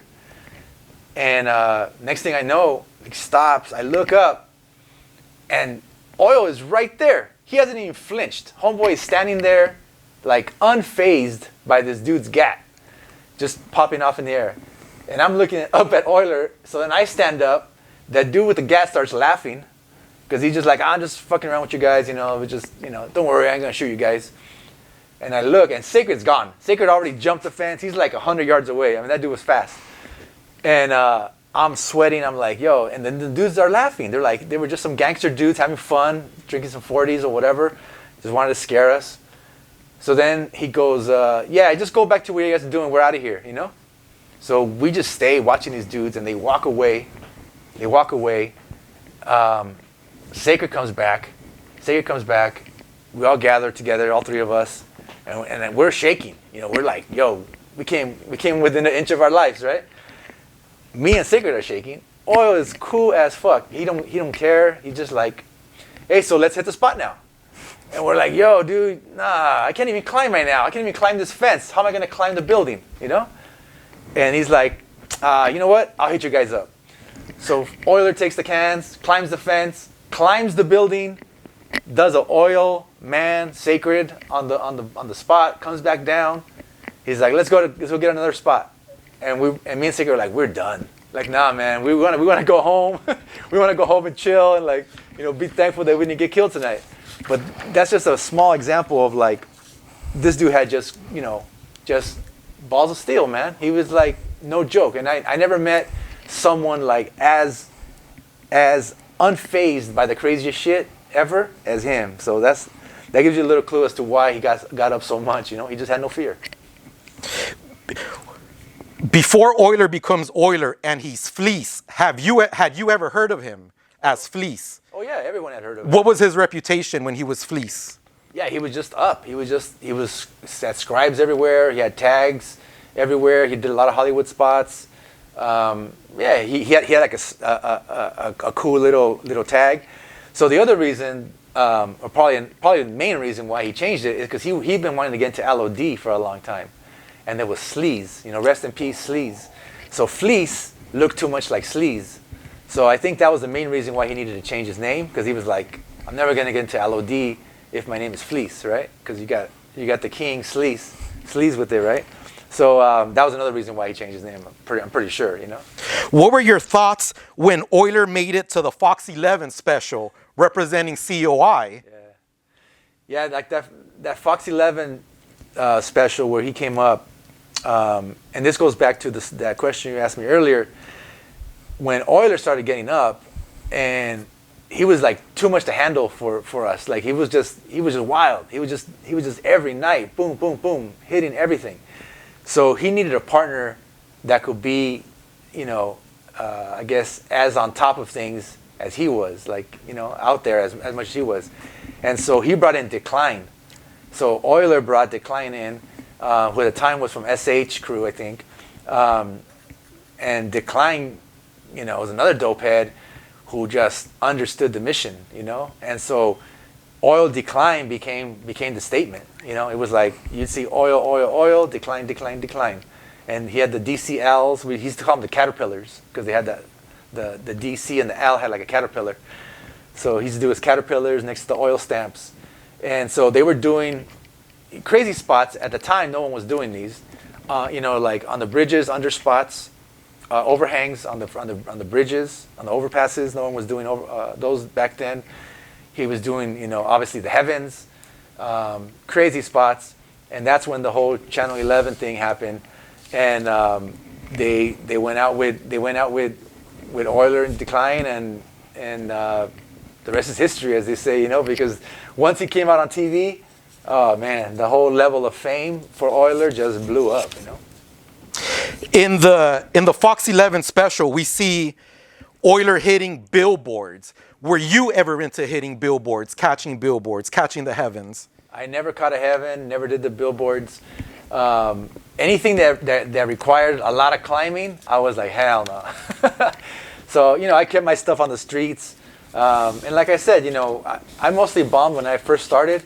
By the time I was doing COI and we were running hard, you know, my mission with the crew was like me and Vile and Sacred, we're gonna kill the yards. We're gonna do burners. We're gonna do productions. We're gonna start flexing styles. We'll let Oil, Decline, and Saul, you know, kill the streets. Obviously, Sacred was still doing it, and then all the other characters in the crew were supporting characters. So they would help out on the bombing missions. They would help out on the piecing missions. So we all had our thing to do. But the heavens and the crazy spots, nah, man, that was not for me. COI is on top of the world. During their run, they're one of the top 3 crews in Los Angeles, no doubt. but things eventually start to slow down for COI. What happens? Can you tell us? Yeah, like I think with any crew, what happens is like you're at the top of the game and you set the bar. So then other people try to fill it up and try to top you, and that's the nature of graffiti. And so there was definitely other crews coming up, other people that started getting influenced by us and by other writers and take it to the next level. So that happens, and that happens. So that's one thing. The other thing is, we're older. We start getting older, getting into different things. I got out of college and I decided to become a full-time artist and make a living as an artist. So I'm doing that.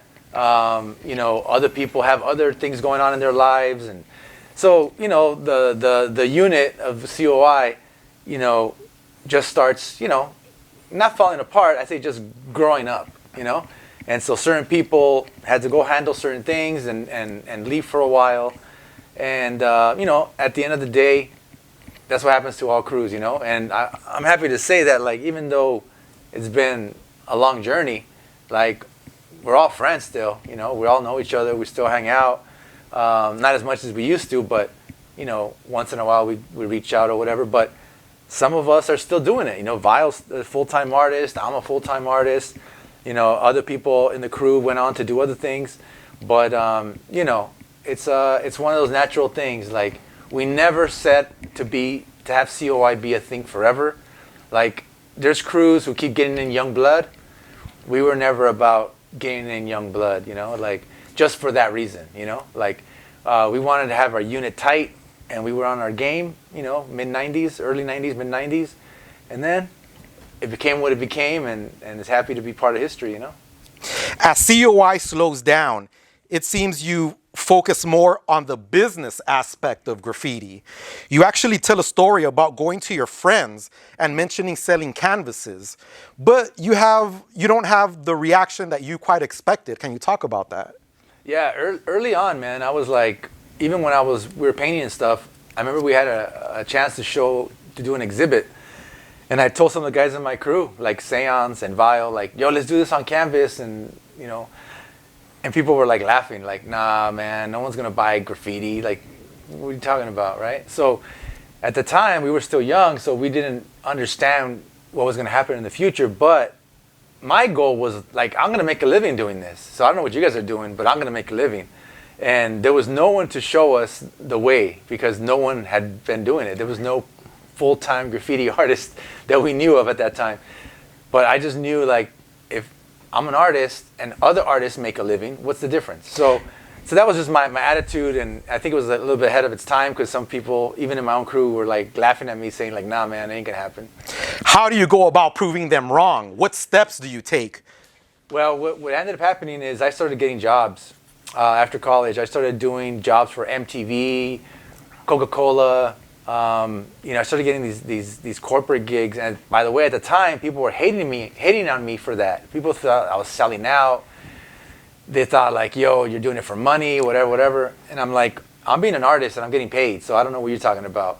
And that's what started changing people's perception of what it could be, because I would hire Vile to help me out on a wall. I would hire another artist to help me on this piece or whatever. So once I start getting paid and then dropping them some cash, then real quick people start changing their minds on, like, oh, okay, this is you're being real about it, During this time, do you have a real job and are making side money, or is it full-time art? Art is the only full-time job I've ever had in my life. So after high school, I go to college. I went to Loyola Marymount University, got my degree in fine art, and a minor in Spanish. So I graduated in 93. 94, I had my first solo show. 94, I had my first show at a museum at Mocha. So it just, like, I graduated and I just, like, hit the ground running. Everything lined up. Everything was happening at the right time. And I just started doing it. It was really hard at first. Like, I wasn't making a lot of money at all, but I was making money. So that was like, okay, I don't have to go work at 7-Eleven or whatever. Like, I could do this, So that's always been my gig. During your young career, you also experienced major companies using your art without permission or giving you credit. Can you please tell us how you would find out about this, and how did you combat people using your art without permission? Yeah, I mean, one of the things was, and it still happens, is your stuff's on the street, so people just use it in commercials or movies or whatever, or ads or whatever. Back then it was really tough because it was two sides of it. One side was the fame. So like if you got up on a movie or in a commercial, you were like, oh, check it out, I'm in this movie, I got up on this film, whatever. But the other side of it was I didn't get paid, and someone used my stuff without my permission, right? So early on, it was really tough to sue anyone or get any money off of that. It wasn't until years later that I figured out, like, for example, I started working with the movie industry. I used to get hired to paint graffiti in movies, which was crazy. Like, so I remember one time, there's a movie called The One with Jet Li.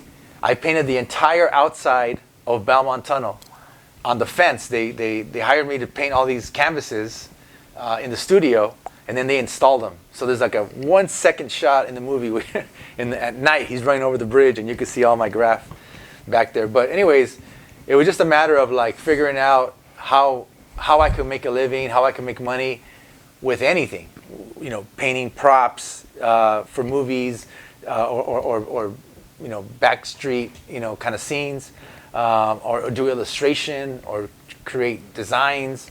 I didn't care how I was making money with these people as long as it was through my art, right? So I did paintings, I did graffiti, I did illustration, I did design work, whatever I could to make a buck. This is before social media. This is before people had websites. This is like a long time ago. In this era, it seems companies are more willing to publicize who the artist is in their marketing campaigns. Can you talk about that change in business?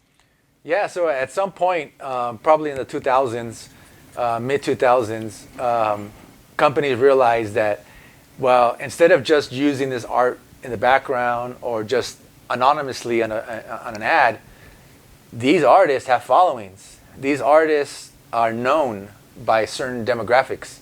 So let's use that to our advantage and help the marketing of the product. So then now I started getting hired as not only just someone who could do something in the background or whatever, but they'd use my name, on the ad. I did a Microsoft commercial, which was crazy. I painted for, like I said, Coca-Cola for many years. I've done all kinds of crazy commercials and movies and ad campaigns that I would never imagined that I would be doing when I was 18 years old. But what happened is just like everything changed, like social media started happening. That was huge.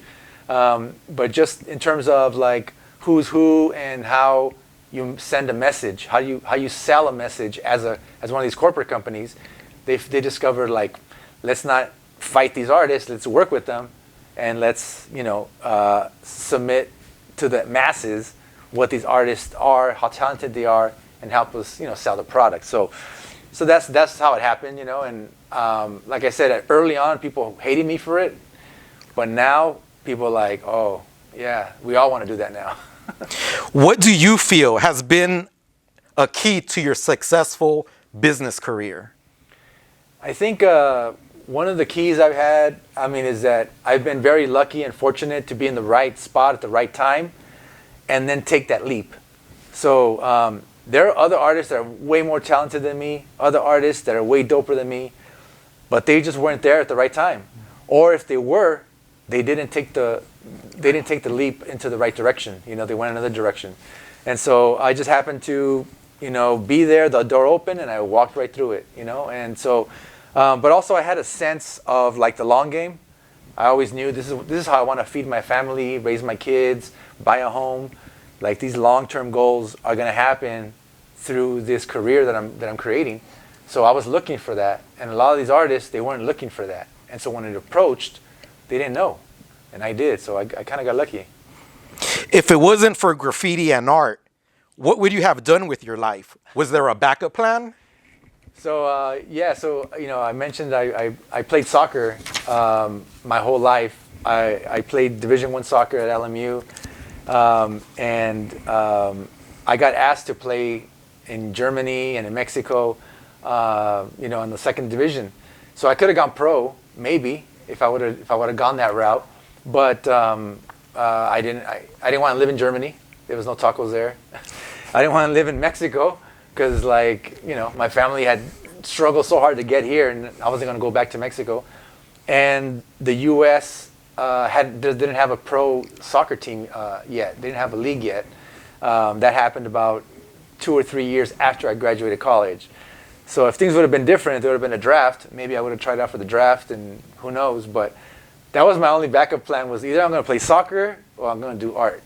And art it was. Not bad. 2 great options. Does being well known in Los Angeles graffiti help in the professional art world, or is there a stigma you need to overcome? Yeah, man, that's a really good question, because early on, our galleries did not care about graffiti at all. Like, I remember I would get dissed when I tried to be in a gallery show, and I hit up the gallery director or the gallery owner, and they'd be like, "No, man, you do graffiti. That doesn't belong in galleries. You know, that belongs in the streets." That's why my first show was at an alternative spot on Melrose.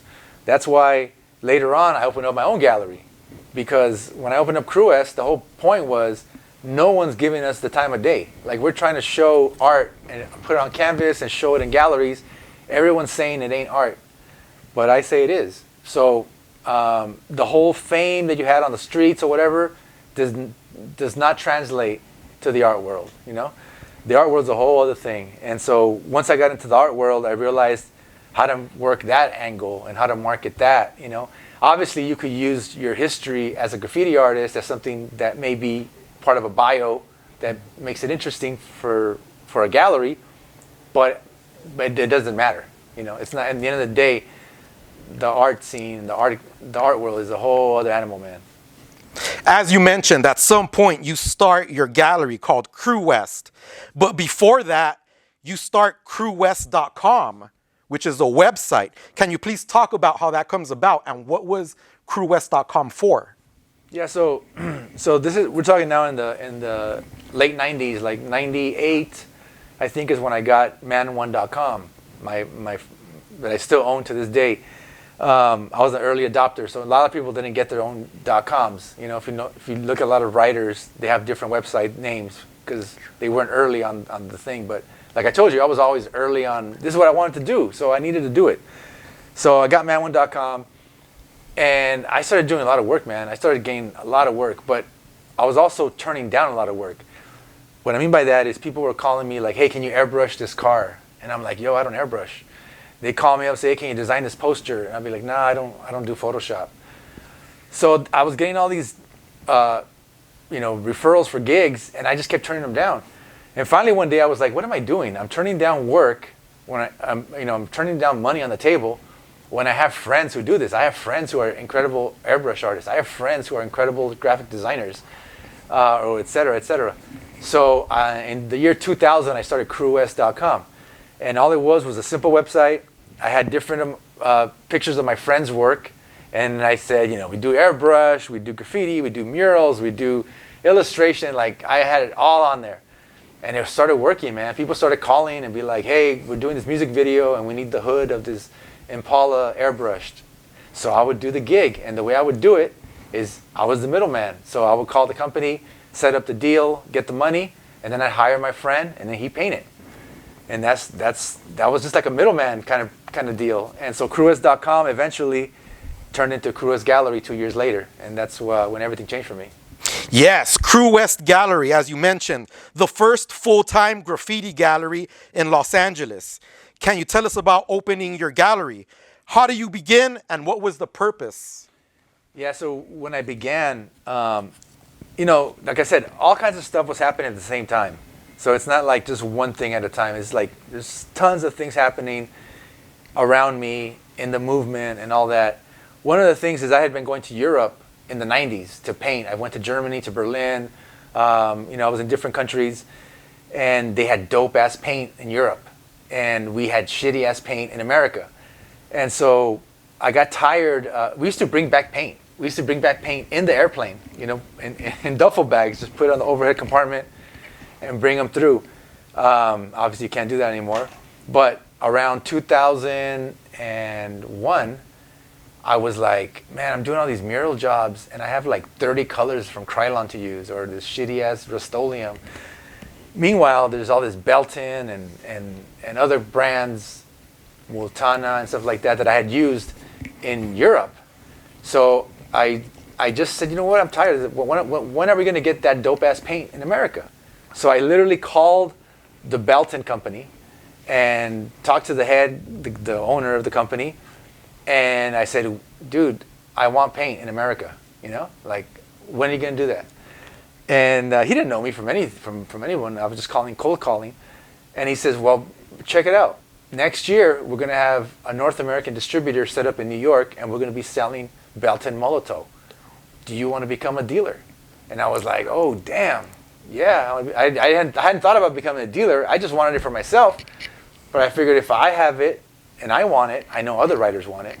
So that's why I started Crew West Gallery, was because I couldn't sell it out of my trunk. I needed an actual space. So I got a tiny 700 square foot space in Alhambra, right there on Valley and Fremont. And because I was having lunch one day with the dude and I saw the space for rent. And I'm like, oh, we should sell it there, you know? And I told my friend what I was doing. I said, I need some money to buy the paint. He's like, dope, I have money. my dad will give us the money.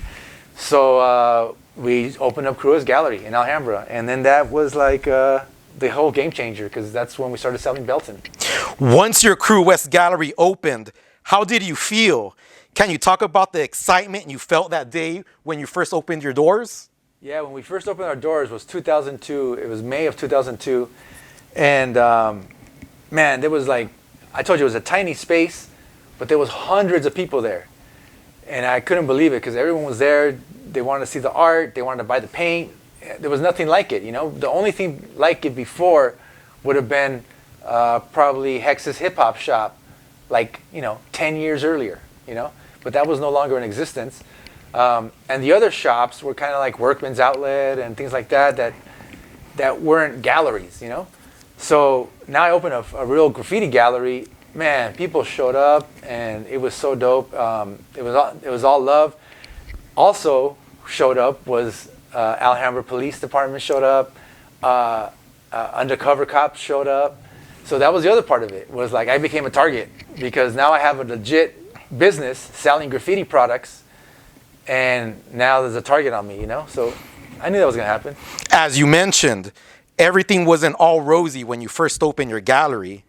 As a matter of fact, there was a tense moment when the mayor of Alhambra paid you a visit and had a closed-door meeting with you.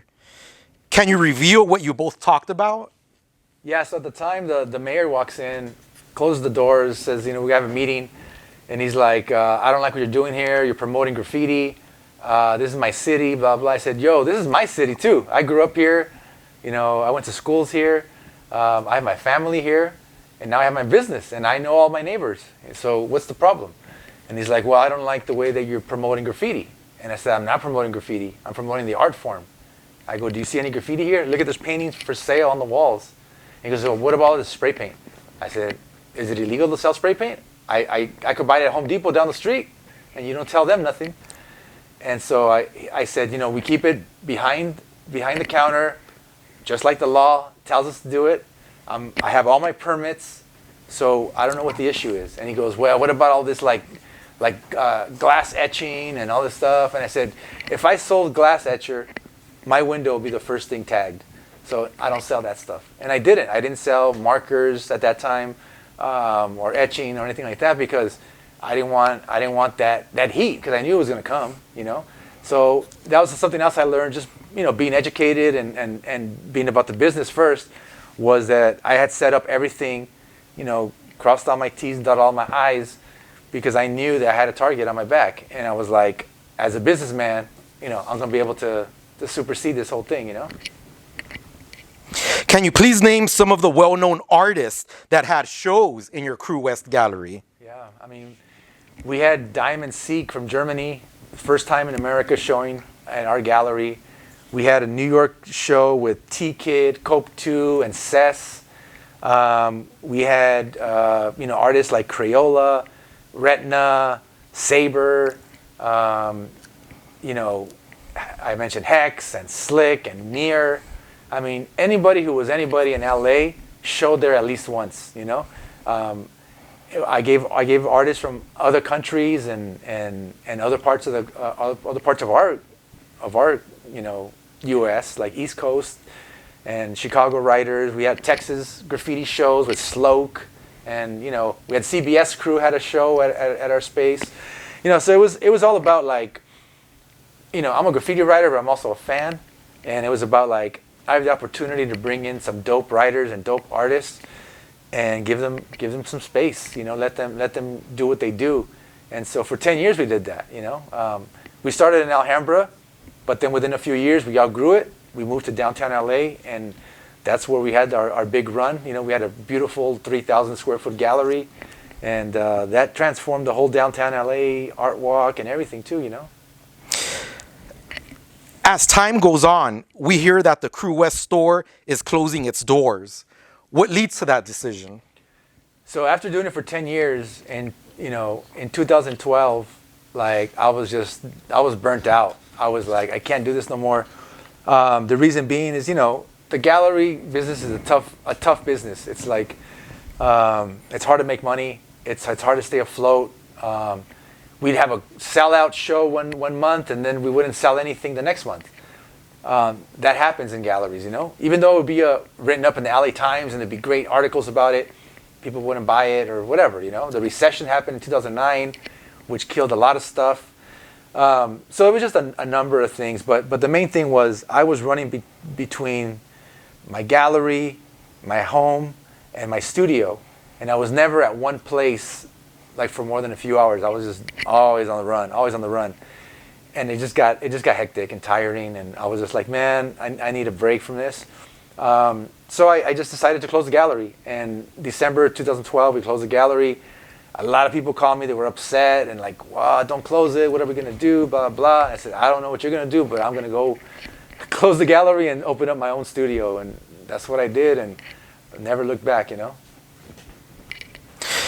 Also, in the early to middle 2000s, there was a citywide ban on murals, and you helped organize artists to overturn this ban. Can you please talk about that? Yeah, from 2002 until 2012 also, there was a ban on murals in the city of LA caused by the advertising companies.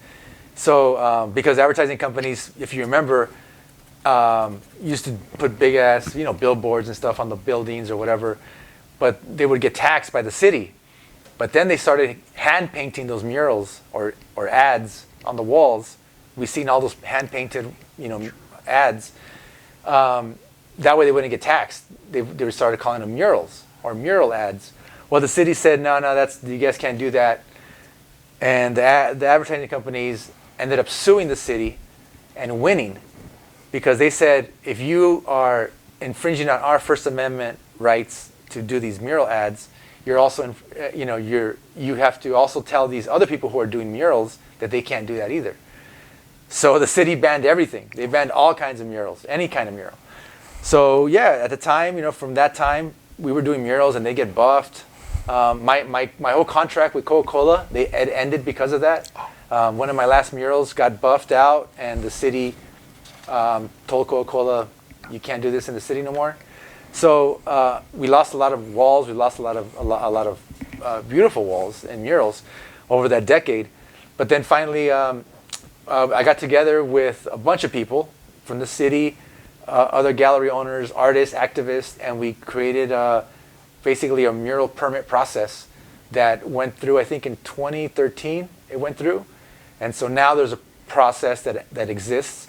And I was just one part of that. I didn't lead it. I was definitely on the board helping to run it, because I had the gallery and I had all these graffiti writers and all these artists that I worked with. But there was a lot of us, you know, working on that. And you know, that led to the whole renaissance of the downtown LA, you know, mural movement of 2014 and on, you know what I'm saying? Now, I'd like to get to the current era of graffiti. What are your thoughts on today's culture? You know, today's culture is just way different than what I grew up with. So I don't judge it like that, because you can't. It's a new era, I can't say, oh, the graffiti now sucks or it's better or worse or whatever. It's just different. It's you know, graffiti is one thing with graffiti is it's always about evolution, right? It never sits still.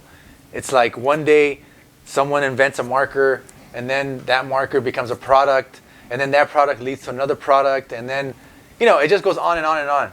I mean, we see the kids doing crazy things right now. They, you know, hanging, you know, they're like hanging from the sides of buildings on, you know, what do they call it, with the rappelling and all that kind of stuff. Yo, like we may have thought about it back then, but no one did it, you know. It's just the level, it's the nature of graffiti. It's like, it's a challenge, right? So someone makes it to this bar, someone's got to go over it, you know. So that's the nature of graffiti. So in that aspect, I love it because people are pushing it and pushing it. You know, it's never going to be like the way it was when I was growing up. And also, you got like 10 times as many people doing it now. So, you know, there's all that. So I give it up for the people who are doing stuff now and being creative and doing new stuff and keeping it interesting. You know, that's what I like. Do you keep up with the current graffiti writers? Are there any that catch your eye when you're driving around town? Man, I keep up with it in the sense that I see it around and I see what's going on, but I don't have like the everyday you know, like, oh, this is the guy who's killing it right now, or this other dude. I mean, there's definitely people that stand out, like, you know, Salteezy, right? You got Salt, you know, like doing this crazy things on billboards and all that. You got you know, you got just so many writers who are just pushing the envelope. You know, like Katsu doing stuff with drones and stuff. It's like, it's crazy, you know. I don't know how important that is to the whole scene, but to me it's interesting, you know. So I like it. I dig it. You've had a long career in graffiti. Can you name some of the female artists that have caught your eye throughout the years? Have any of them caught your eye? Yeah, you know what? It's funny because LA, especially back then, LA is such a tough city. And if you want to be out in the streets, you know, writing, it's really tough. And if you're a woman, it's even tougher. So back then, I remember, like, you know, there was like Omega was a dope writer from UTI back then. Then there was, like, you know, in our circle, we had artists like Diva, who was doing stuff. There was artists like you know, Pedal's been doing stuff for a long time. Blossom been doing stuff for a long time. Homegirl Jade was doing stuff for a while.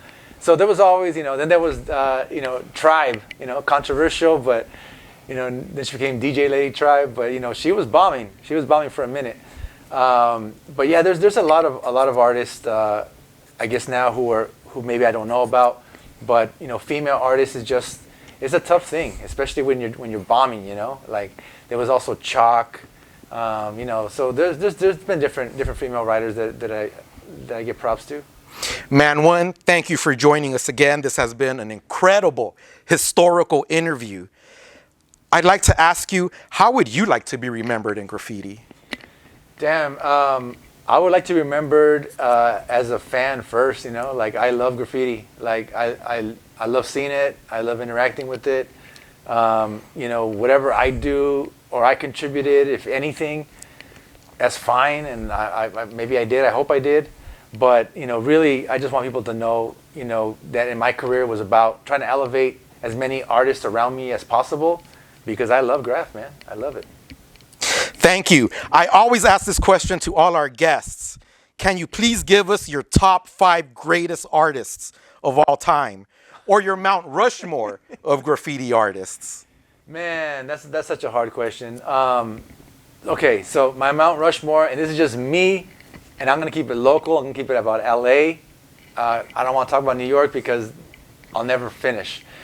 But, and this is my personal opinion, but my number 1 and 2 all time is Sacred and Euler. That's my number 1 and 2 because Sacred, like I already mentioned, is just super dope. Euler set the bar for everybody in LA.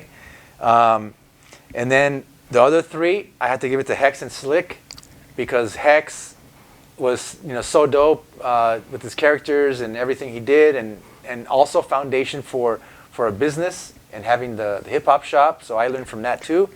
Slick for just being the dope ass artist who's who's learned to have a long career, and just how smart he is with how he markets things incredible, but always been a dope artist. And then I guess for my number 5, I'm gonna give it to Revoke, and that's just because he's put in so much work over the years. He's one of those relentless artists, I think, that just, I cannot believe his hustle. Like, I cannot believe, like, he's still bombing trains and doing it beautifully, which is like, you know, and he's taking his art form to a whole other level. I mean, so I got to give it up to him. He's been doing it. Now, having said that, there's so many close number 6 and number 7 and number 8. So I won't even get into that, but there's so many people that are dope, but I'll keep it to that as my top 5. Thank you for sharing your list. It's a great one.